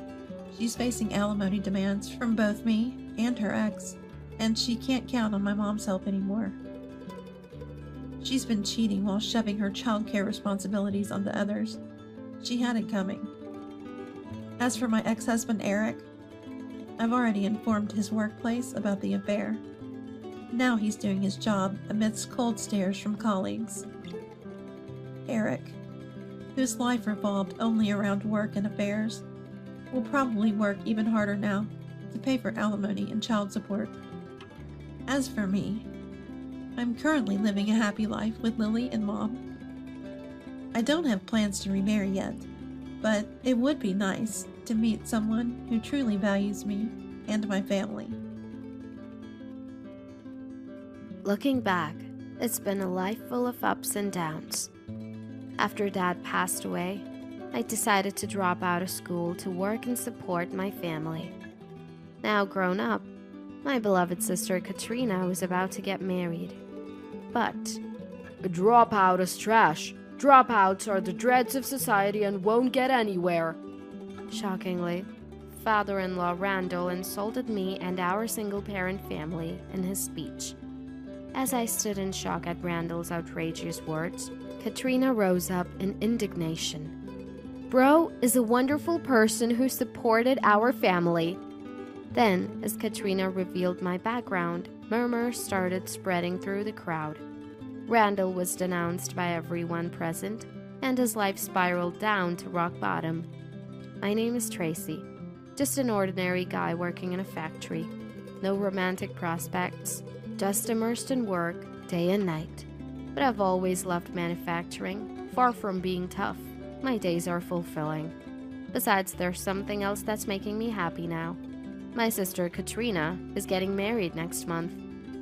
Katrina, congratulations on your wedding. Thank you, both of you, Katrina said with a beaming smile. Her fiancé Timothy is a really dependable and nice guy. Mom and I have met Timothy several times already, and he's definitely a good match. Moreover, Timothy is a doctor, an ENT specialist. Recently, Timothy seems to have taken over the clinic from his father, Randall, who is also a doctor. Because of this, Timothy is very enthusiastic and also quite busy. When I met him a little while ago, he looked tired and troubled. There must be a pressure unimaginable to me. Anyway, I wholeheartedly celebrate their marriage. But Katrina, getting married, huh? Time flies. Bro, how many times are you going to say that? Katrina laughed amusingly. Get it together. I want you to do the representative speech, bro. A speech? But I'm not sure I'm the one for that. I was hesitant about Katrina's request. Honestly, I don't see myself as someone significant. There must be someone more deserving and fitting. However, Katrina playfully patted my back and said, Too bad, it's already decided. That's right, you're the only one. We owe our current lives to you, Tracy, Mom added, smiling. During their words, I found myself reminiscing about our childhood. That was back when we were still a family of 4. Dad, an ordinary office worker, was a kind man adored by many. He would help elderly people carry their bags and search in the mud with children who had lost something. He even once helped a pregnant woman in distress on the street and drove her to the hospital. Thank you so much for your kindness. Uncle, thank you. Thank you very much. I still vividly remember Dad's embarrassed smile as he received these words of gratitude. To me, Dad was like a hero. No, not just to me. Mom and Katrina too. Our entire family adored him. Though not wealthy, our family life was happy, centered around bright Dad. However, when I was in 4th grade, Dad passed away suddenly. The news was so unexpected I initially thought it must be a mistake. Rushing to the hospital, I found Dad on the bed, barely breathing, his face and body wrapped in bandages. I learned that Dad was passing by an apartment building that caught fire while on a sales call. In front of the blazing apartment among the onlookers, a woman was screaming. Her child, it seemed, was left inside the room. But the fire brigade hadn't arrived yet. Dad held the woman back from entering and rushed into the fire scene himself. The child was saved, but Dad suffered several burns all over his body. According to the doctor, his condition was desperate. You! Mom, clutching Dad's hand, prayed fervently. Sensing the grave atmosphere, Katrina and I clung to Mom. Then, Dad weakly opened his eyes. He looked at each of us slowly, tenderly. Trembling, he stroked my tearful face and muttered something. His throat must have been scorched. He could hardly speak. Then, Dad gazed at Mom, nodded, and closed his eyes. Soon after, his condition drastically worsened. Doctors and nurses frantically tried to save him, but their efforts were in vain. That night, Dad quietly passed away. At the funeral, Dad was mourned by many as he departed on his final journey. Thus began our life as a family of 3. Missing Dad. The days were tough, both emotionally and financially. We lived off of Dad's life insurance, but it wouldn't last for years. Supporting 2 children was incredibly difficult. Naturally, Mom started working part-time out of necessity. However, Mom was frail and couldn't work long hours, resulting in a meager income. The monthly medical expenses for Mom's visit to the doctor were substantial. Our living conditions gradually became more difficult.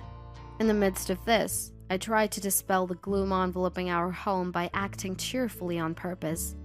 I felt I had to be strong. The words Dad left on his deathbed were almost like a groan, but I understood what Dad was saying. Take care of the family. His eyes, indeed, had conveyed that message.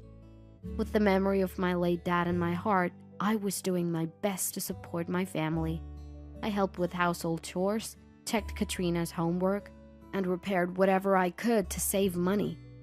I remember being praised by Mom and Katrina when I managed to fix the radio by myself. While living this way, I grew up and became a junior in high school. Around this time, the discussion about post-graduation plans became inevitable. With Tracy's grades, you could aim for a top-tier high school. Tracy, why not try for the highest-ranking high school? Mom looked delighted at the teacher's words, but at the same time, I wasn't thinking about further education at all. I plan to work after graduating. When I said this during a parent-teacher conference, both Mom and the teacher were taken aback. After that, my family had numerous discussions about my future. It's such a waste for someone so talented. I'll manage the tuition for further studies. How many times do I have to say it? This is the best choice for our family. Katrina will also need money soon, so I have to earn whatever I can. Bro, you're smarter than me. You should go on to further studies. I can work after finishing middle school. What are you talking about? That's ridiculous. Mom probably hated the idea of limiting her children's future due to our family circumstances. And Katrina, too, must have found it painful to be a burden on me. Their feelings were very dear to me. But being a teenager, I was a bit irritated by their inability to face reality. Amidst this tense atmosphere, the seasons progressed. One winter holiday with the decision on my future looming, I was studying in my room upstairs. Suddenly, I heard a loud noise from downstairs. Curious, I went to check. Shockingly, Mom had collapsed in the kitchen, groaning in pain. Mom! Mom! Katrina was frantically shaking Mom, trying to rouse her. In that moment, the image of Dad helping others came flooding back to me. I calmed Katrina down, called emergency services, and explained the address and situation to the paramedics. Fortunately, the ambulance arrived quickly. Thanks to that, Mom was swiftly taken to the hospital and narrowly escaped danger. Tracy, Katrina, I'm sorry for worrying you. Mom, waking up in the hospital bed, immediately apologized to us, understanding the situation. It turned out Mom had secretly increased her part-time hours to earn money for our education. But, being frail, the strain had triggered an attack of her chronic illness. I'm such a failure as a mother, Mom said, starting to cry out of self-reproach.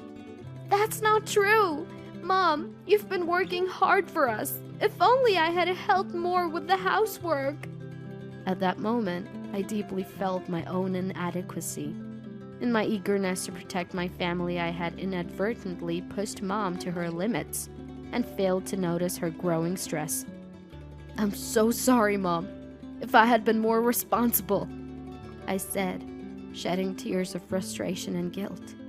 Then, Mom gently stroked my head and said, Lift your head. You did the right thing. I promised Dad I'd protect the family, but that's why. I see Dad in you, Tracy. Mom continued with a smile. Tracy, you've grown into a fine adult. I can't be outdone. Let's all work hard for our family. I will support whatever life you two choose. I've decided to. I'll study hard for both Bro and me, and someday become someone who can help Mom and Bro. Katrina can definitely do it, and I will do my best too. We smiled at each other, tears in our eyes. Thus, our fragmented family was once again united in its bond. Afterward, Mom recovered for about a week before being discharged. After graduating middle school, I got a job at a local factory as recommended by a teacher. Life as a new worker was tough in many ways, but I kept working diligently and am now a seasoned laborer. Meanwhile, Katrina studied hard through middle and high school and got into a prestigious university's pharmacy program. She's now working hard as a pharmacist in a pharmaceutical company. I used to help with your homework, and now the roles are reversed, I said, laughing, and Katrina also laughed, saying, It's all thanks to bro. So you're up for the speech homework, right? Yeah, I got it. If you're okay with me. And that's how I came to accept the speech for Katrina's big day. Then came the wedding day. Mom and I, dressed formally, entered the venue nervously. Guided by the staff to the waiting room, we were soon greeted by a man with a cheerful smile. It was Randall, the groom's father. Nice to meet you. I'm Tracy, the bride's brother. I couldn't afford to be rude to Katrina's father-in-law. After introducing myself in a hurry, Randall replied with an even brighter smile. I'm Timothy's dad, Randall. Sorry I couldn't make it to the meeting before. Please don't worry about it. We look forward to today. Mom and I exchanged greetings. This was actually the first time we formally met Randall. He had been busy handing over his clinic to his son, the groom, Timothy, and couldn't find the time. My son is lucky to marry a woman with such a respectable background as Katrina. We're just as happy she's marrying a wonderful man like Timothy. So, Tracy, which university did you graduate from? I started working right after finishing middle school. Oh, I see. Randall seemed like a very pleasant person. However, I felt a strange discomfort in our conversation. It was as if he tensed up a bit after learning I was a dropout. But perhaps it was just my imagination. I waited with Mom for the ceremony to begin. Soon the announcement for the start of the ceremony came. Being a doctor's wedding, the venue was crowded with many guests. Amidst them, Mom and I were deeply moved by Katrina's bridal appearance. I felt a warmth in my eyes. The ceremony went smoothly, and then it was time for the reception. While enjoying the lavish food, the time for the family representative speeches arrived. Ladies and gentlemen, thank you for gathering here today. Randall spoke confidently and eloquently, without a hint of nervousness. I, admiring his composure, waited anxiously for my turn. But in the next moment, I was shocked by the content of Randall's speech. To be honest, I have a concern regarding this marriage. It's about the bride's brother, Tracy. I heard he's a dropout, a failure. As Mom and I stood dumbfounded, Randall continued harshly. Katrina has built her status through hard work from a poor family environment, without a father. But her brother seems to have failed to rehabilitate himself. The idea of him becoming a part of our family is, frankly, embarrassing and difficult to accept. I was shocked. I could still bear being ridiculed myself. However, he insulted our family, which had lost our father, calling it inferior in front of everyone. I was shaking with a mix of sadness and anger, struggling to contain myself. Meanwhile, Randall's offensive speech grew more intense instead of stopping. Finally reaching my breaking point, I was about to stand up to rebut, when suddenly Katrina stood up with a shout. Bro is a wonderful person who has supported our family in place of our late dad. The entire hall fell silent at Katrina's assertiveness, including Randall.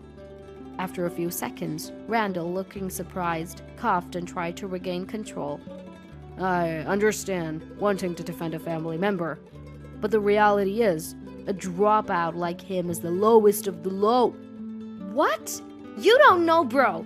Are you really a doctor? Randall looked utterly astonished. Katrina then continued as if mocking him. Bro is a well-known figure involved in the creation of the latest hearing aids. That's right. After graduating middle school, as mentioned earlier, I started working at a local factory. There, I noticed many people with poor hearing due to the constant noises at work. Researching, I found that such environments easily lead to hearing loss. So I made a matchbox-sized hearing aid for a senior colleague with severe hearing loss, using my internet research. I've always been good with machinery, and it was like a thank you for their kindness. Unexpectedly, this homemade hearing aid became a topic at work, and the company president introduced me to a hearing aid manufacturer.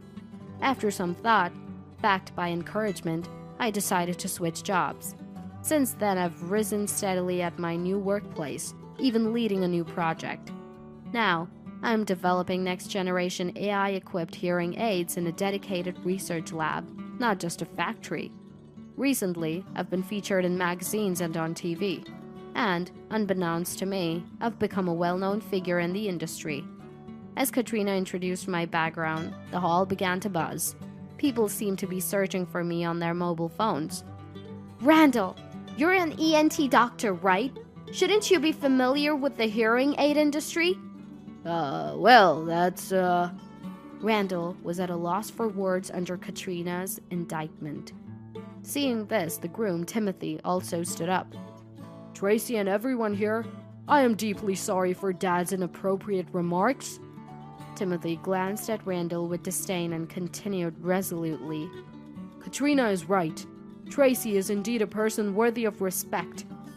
In contrast, Dad has long judged people solely by their education. Worse, he's even forged medical documents for his own gain. Why would you say that? Accused by his son, Randall's face turned pale. On that matter, we will sort things out later. For now, Dad, you're not fit to be here. Please leave immediately. Saying this, Timothy signaled the staff with his eyes. Randall, faced with cold stares, was led out of the venue. His head hung low. Now, with the misunderstanding out of the way, let's move on, shall we? Tracy, we're counting on you. Even after being prompted by the two, I was still in a daze. Then Mom nudged me gently. Tracy, everyone wants to hear what you have to say. Realizing this, I noticed that everyone in the hall, including Katrina and Timothy, smiling at me. So I went up to the podium amidst warm applause and gave my speech with a tearful voice. It all started when we were still a family of 4. Later, Randall was arrested for creating false medical documents. He had colluded with some healthy acquaintances to fraudulently obtain disability certificates and took a cut from it. The certificates allowed them to receive various financial aids. Timothy had been aware of his father's wrongdoing and had been quietly gathering evidence for some time. Despite their differences, it must have taken a lot of resolve to accuse his own father. Naturally, his clinic lost credibility due to the incident.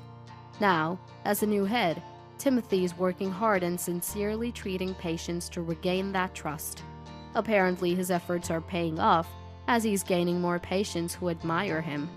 Katrina had known about Randall's misdeeds from Timothy for some time.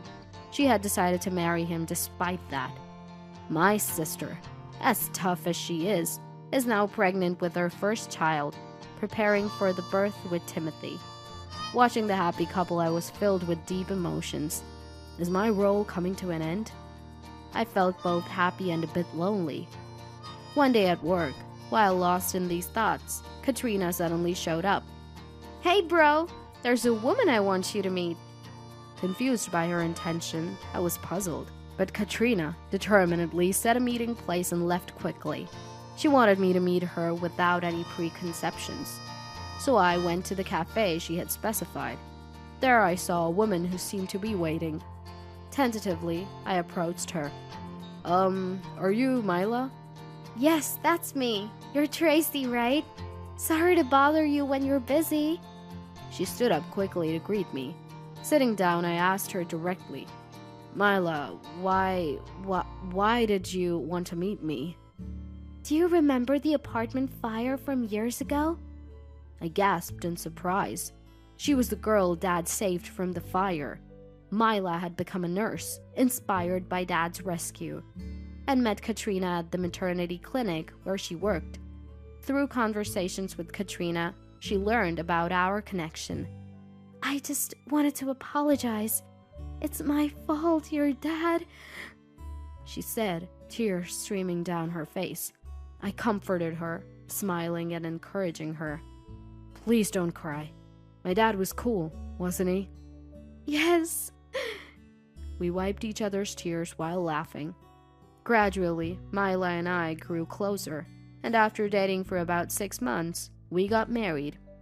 And to our joy, this spring, Mila became pregnant with our first child. I stroked her slightly swollen belly, savoring our happiness. Dad, thank you. I will cherish this warm family you connected me with. The hero lives on in me. During the bubble economy era, I saw many people swayed by money.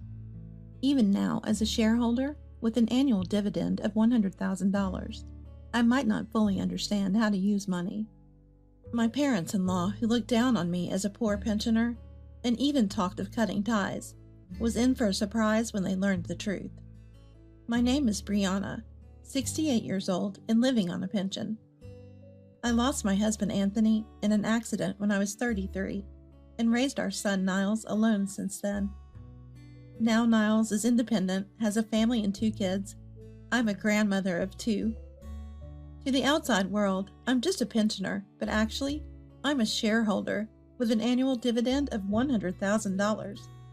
This is known to hardly anyone. Over 30 years ago, the era was captivated by the bubble economy. Anthony, young Niles, and I lived modestly in a Boston apartment, close to downtown, but with an old town charm, amidst the hustle and bustle, surrounded by old buildings giving way to new ones. Anthony's company was doing well, with good salaries and bonuses. Most people were swept up in the bubble, believing in a bright future. Young women skipping college for jobs, flaunting brand bags, hailing cabs, the slightly wealthier dabbling in stocks, and the richer buying and selling land and buildings. That was the time. Anthony and I were practical, saving for Niles' future, avoiding frivolous spending, though we did indulge in the occasional luxury family trip. The one extravagance was Anthony getting a high-value life insurance policy, something I opposed as unnecessary. Anthony was just 36 and healthy. Why need a $1 million policy? But we were convinced, thinking of the what-ifs, especially with a young child. Life continued normally after the insurance, filled with simple, happy family moments. But then, the unexpected happened. Anthony died in a car accident. The wealthy driver at fault offered a substantial settlement. Combined with the insurance, I suddenly became a wealthy widow. The money brought no joy, only the pain of losing Anthony. If all my wealth could bring him back, I would have given it away without a second thought. I adored Anthony, bright and kind-hearted. At the funeral, the words of the gathered relatives shocked me. "So sad, but you must have received a good sum, right?" "Lucky to have had that insurance." "I know of a great property. Maybe you can invest a bit." There were even those who tried to sell me things. Everyone seemed a bit mad with the bubble economy. From then on, I kept my distance from these relatives. But as time eased the grief, I was grateful for the financial security for Niles and me. Banked money meant we had enough interest for a comfortable life. With no interest in luxury or gourmet life, and not wanting to waste the money exchanged for Anthony's life, I worked part-time at a local sandwich shop. Even working just a few hours while Niles was at school, we lived comfortably. Enviable to some. In those days, the euphoria of the economic bubble was fading away. I was 36, and Niles had just started middle school. Suddenly, the economy cooled, and companies began to fail one after another. I remember thinking, what was the point of all that partying? Money, I realized, has the power to drive people mad. Those relatives of mine, they wouldn't have been the same without the bubble economy. Back then, the interest rates at banks were so high during the bubble era, it was enough to cover living expenses with just the interest. But I knew interest rates would keep falling in the future. That's when I met Gail.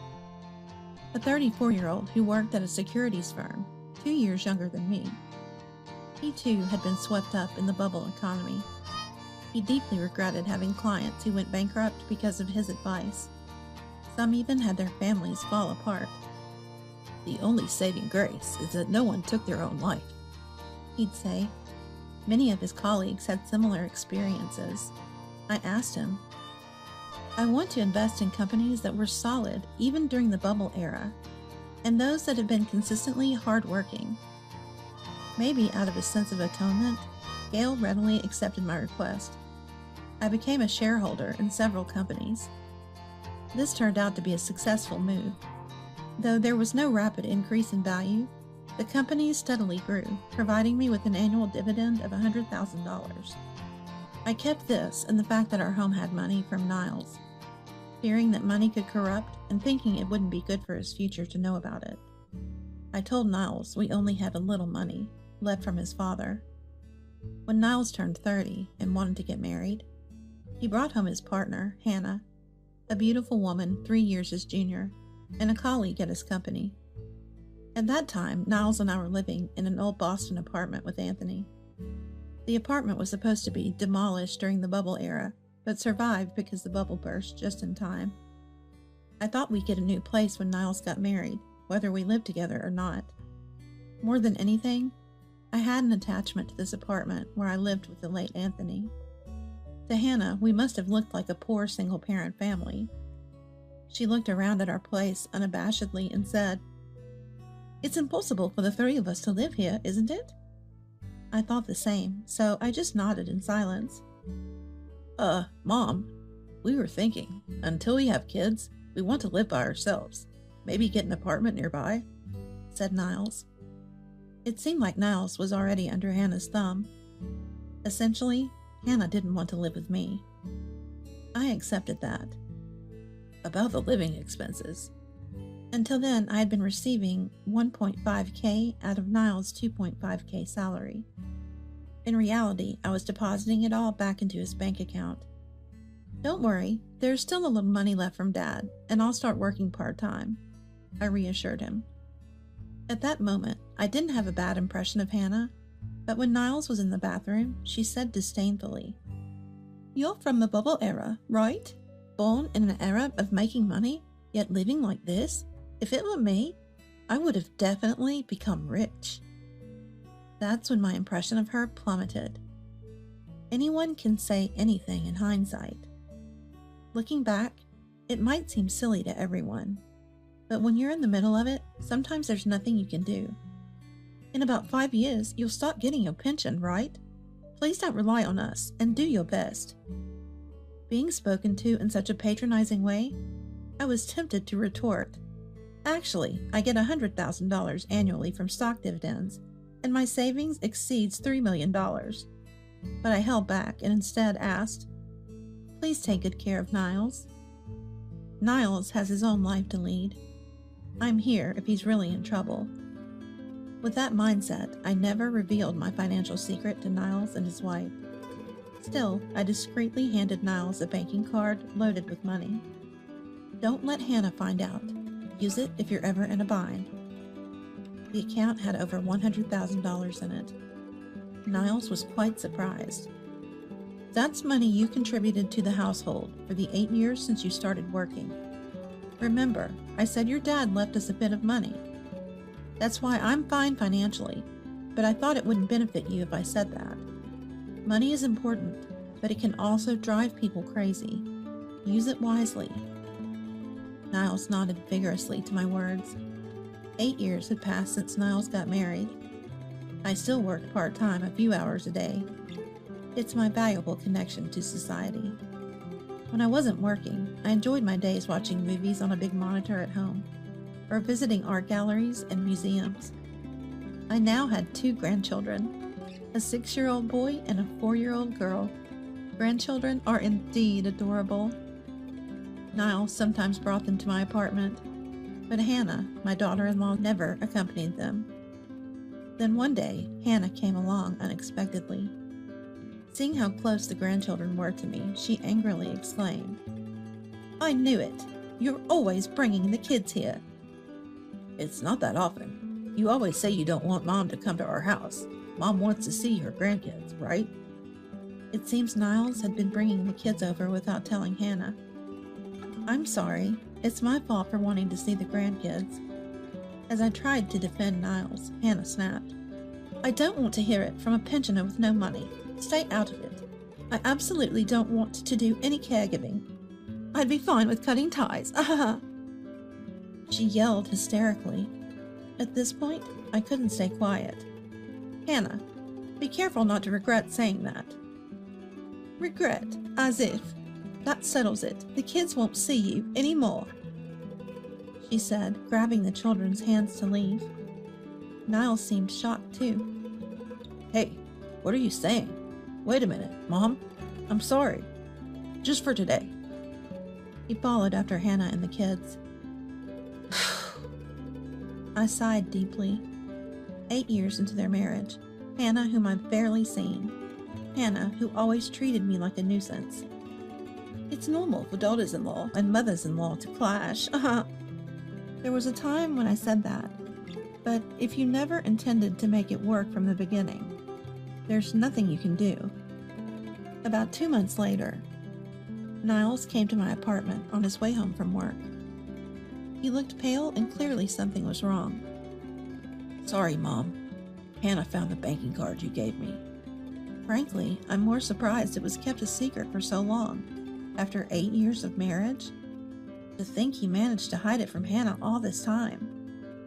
From what I hear, Niles' life has been pretty miserable. At first, his monthly allowance was $300, but after the first child, it dropped to $200, and then to $150 after the second. That's tough, including lunch money. And while imposing frugality on Anthony, Hannah herself seems to freely spend on cosmetics, clothes, and the occasional fancy lunch. So I started taking out a little from that savings every month to go drinking with colleagues or to buy new socks when mine got holes, since I couldn't get them otherwise. Hearing this, I almost cried for Niles. Apparently, he kept the withdrawal slips in his wallet, and Hannah found them. Hey, what's this statement about? The balance is nearly $100K. Confronted like this, he confessed it was money left by Dad and handed over to me. It's a bit different, but that's okay. I lost it all. Already about $20K withdrawn. I'm just so tired. According to Niles, Dad's savings was what made enduring everything bearable. The daily complaints and gossip from Hannah, even calming her down during her hysterical outburst. I advised Niles to pretend he lost his banking card to prevent any more withdrawals. Just report it lost and get it reissued. Then you don't have to worry about Hannah withdrawing money. Contact the bank as soon as possible. Right. I was so shocked I couldn't think straight. Niles is, to put it nicely, calm and kind, but to put it bluntly, a bit too laid back. Remember how she said something awful to you the other day?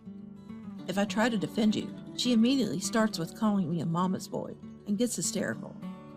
The situation seemed even more serious. Lately, she's been saying awful things to the kids when I'm not around. I thought this couldn't be ignored. Think carefully about what's best for you and the kids. I can take care of you and the grandkids. That was all I could say.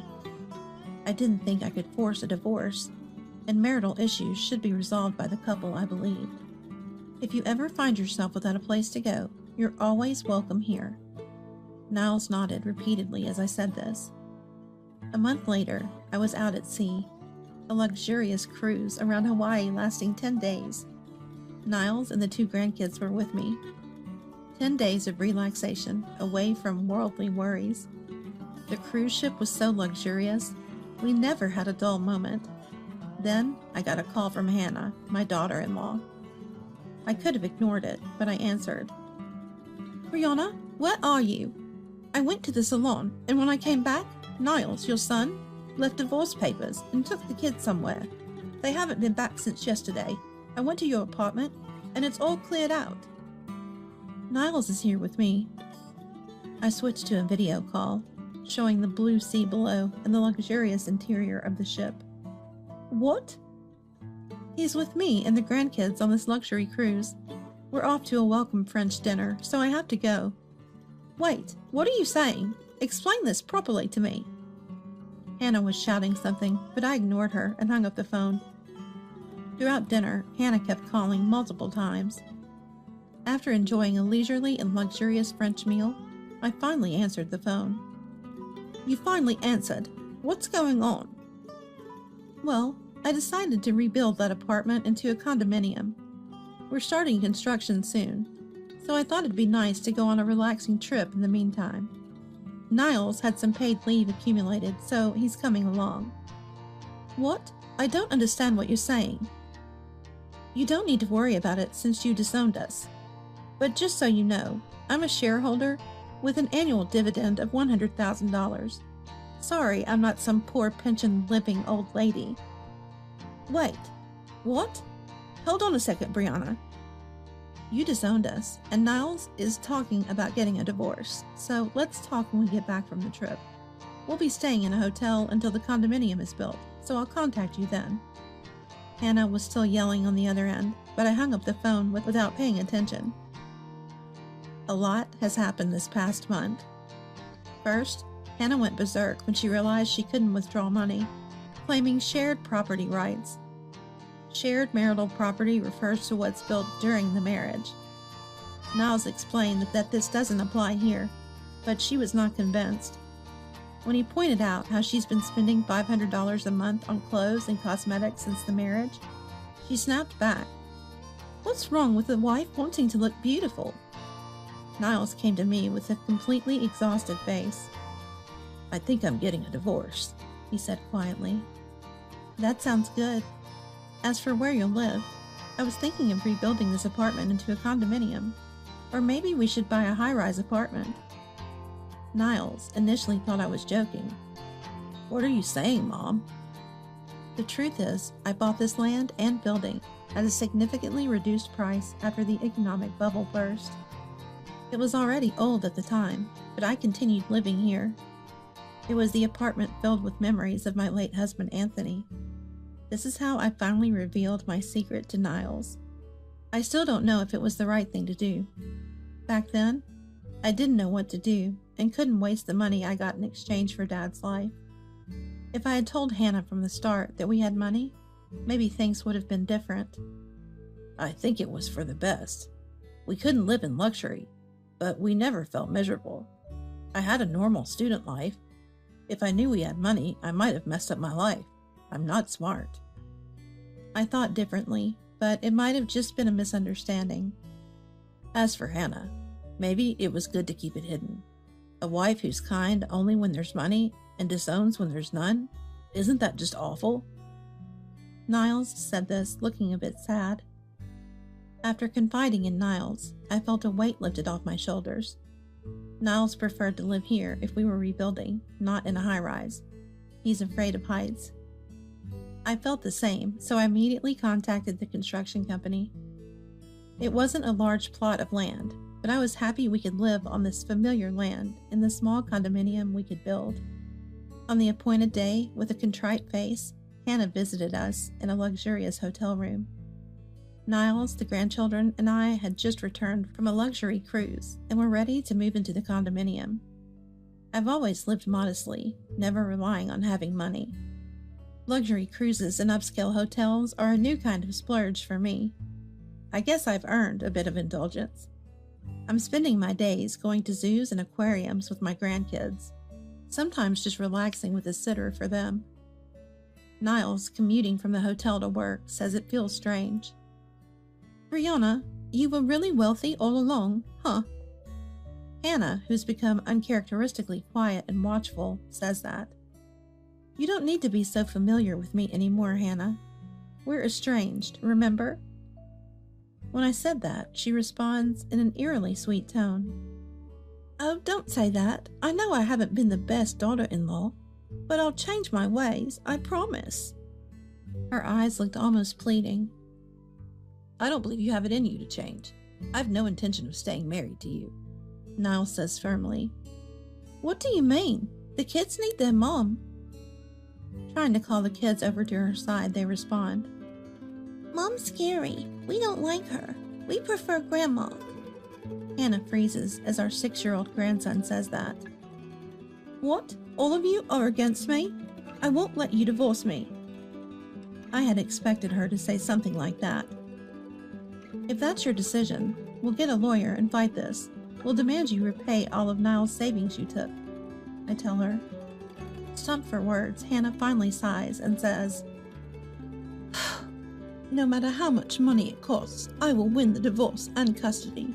But if you sign the divorce application now, I will not claim the money you spent. I thought she sounded like a really bad guy, but seeing that there was no chance of winning, Hannah shrugged and said, I understand. Our small 3-story condominium. On the first floor, there's my place, and the home for Niles and the kids. Even after learning about the family wealth, Niles' lifestyle hasn't changed much. He's most content buying plastic models he loved since childhood. He even smiles looking at the old plastic models he couldn't take with him when he got married, now displayed in his room. Is there nothing else you want to do? I asked him once. If anyone should do something else, it's you, Mom. Instead of just donating, you should indulge yourself more, he said with a laugh. Money is important, sure. Better to have it than not, but not everything enjoyable or fulfilling can be solved with money. I reflected. That's probably true. Now I know that whatever my grandkids want to pursue or whatever paths they choose, they won't have to give up because of money. When my brother and his wife, who had been caring for our parents, needed help with caregiving, I was able to provide enough financial support. That might have been sufficient. Hannah, who had divorced, initially met her children on visitation days, but gradually these meetings became less frequent and more often canceled. It appears she's focused on her dating life. In the end, she is just self-centered and cold. Surely Niles must think that the one that got away is always the biggest. She's probably hunting for a wealthier man, wondering if there's someone richer out there. Each time she meets a man, she must think, maybe he's wealthy, and then play the demure woman. It's kind of funny to imagine, but I've never heard about her getting remarried. Brianna's had her fair share of struggles, hasn't she? The one who said this over lunch is Gail, from the brokerage firm I've been dealing with. He seems to have risen quite high, but he stayed single all this time. The cruise was wonderful. I'm thinking of going on a world tour next. How about joining me, Gail? When I suggested this, Gail looked surprised. Wow, that does sound fun. Is it okay for someone like me to join you? Of course, it's lonely traveling alone. What? Not with your family, but just the two of us? Niles can't take a long vacation, and the kids have school. I've known Gail for over 30 years. I knew he had a soft spot for me, but I loved my late husband. And Gail, perhaps out of atonement for those he hurt during the bubble economy, seemed to reject his own happiness, so he never made a move. Thank you for watching over me all these years. Would you consider growing old with me from now on? It must have been an unexpected proposal for Gail. With money, one can live alone, but it's much better to have a partner to grow old with. Wait a minute. Please, let me propose to you properly, later, Gail said, checked my ring size, and then hurriedly exclaimed, I'm off to buy a ring. Excuse me. Before rushing out.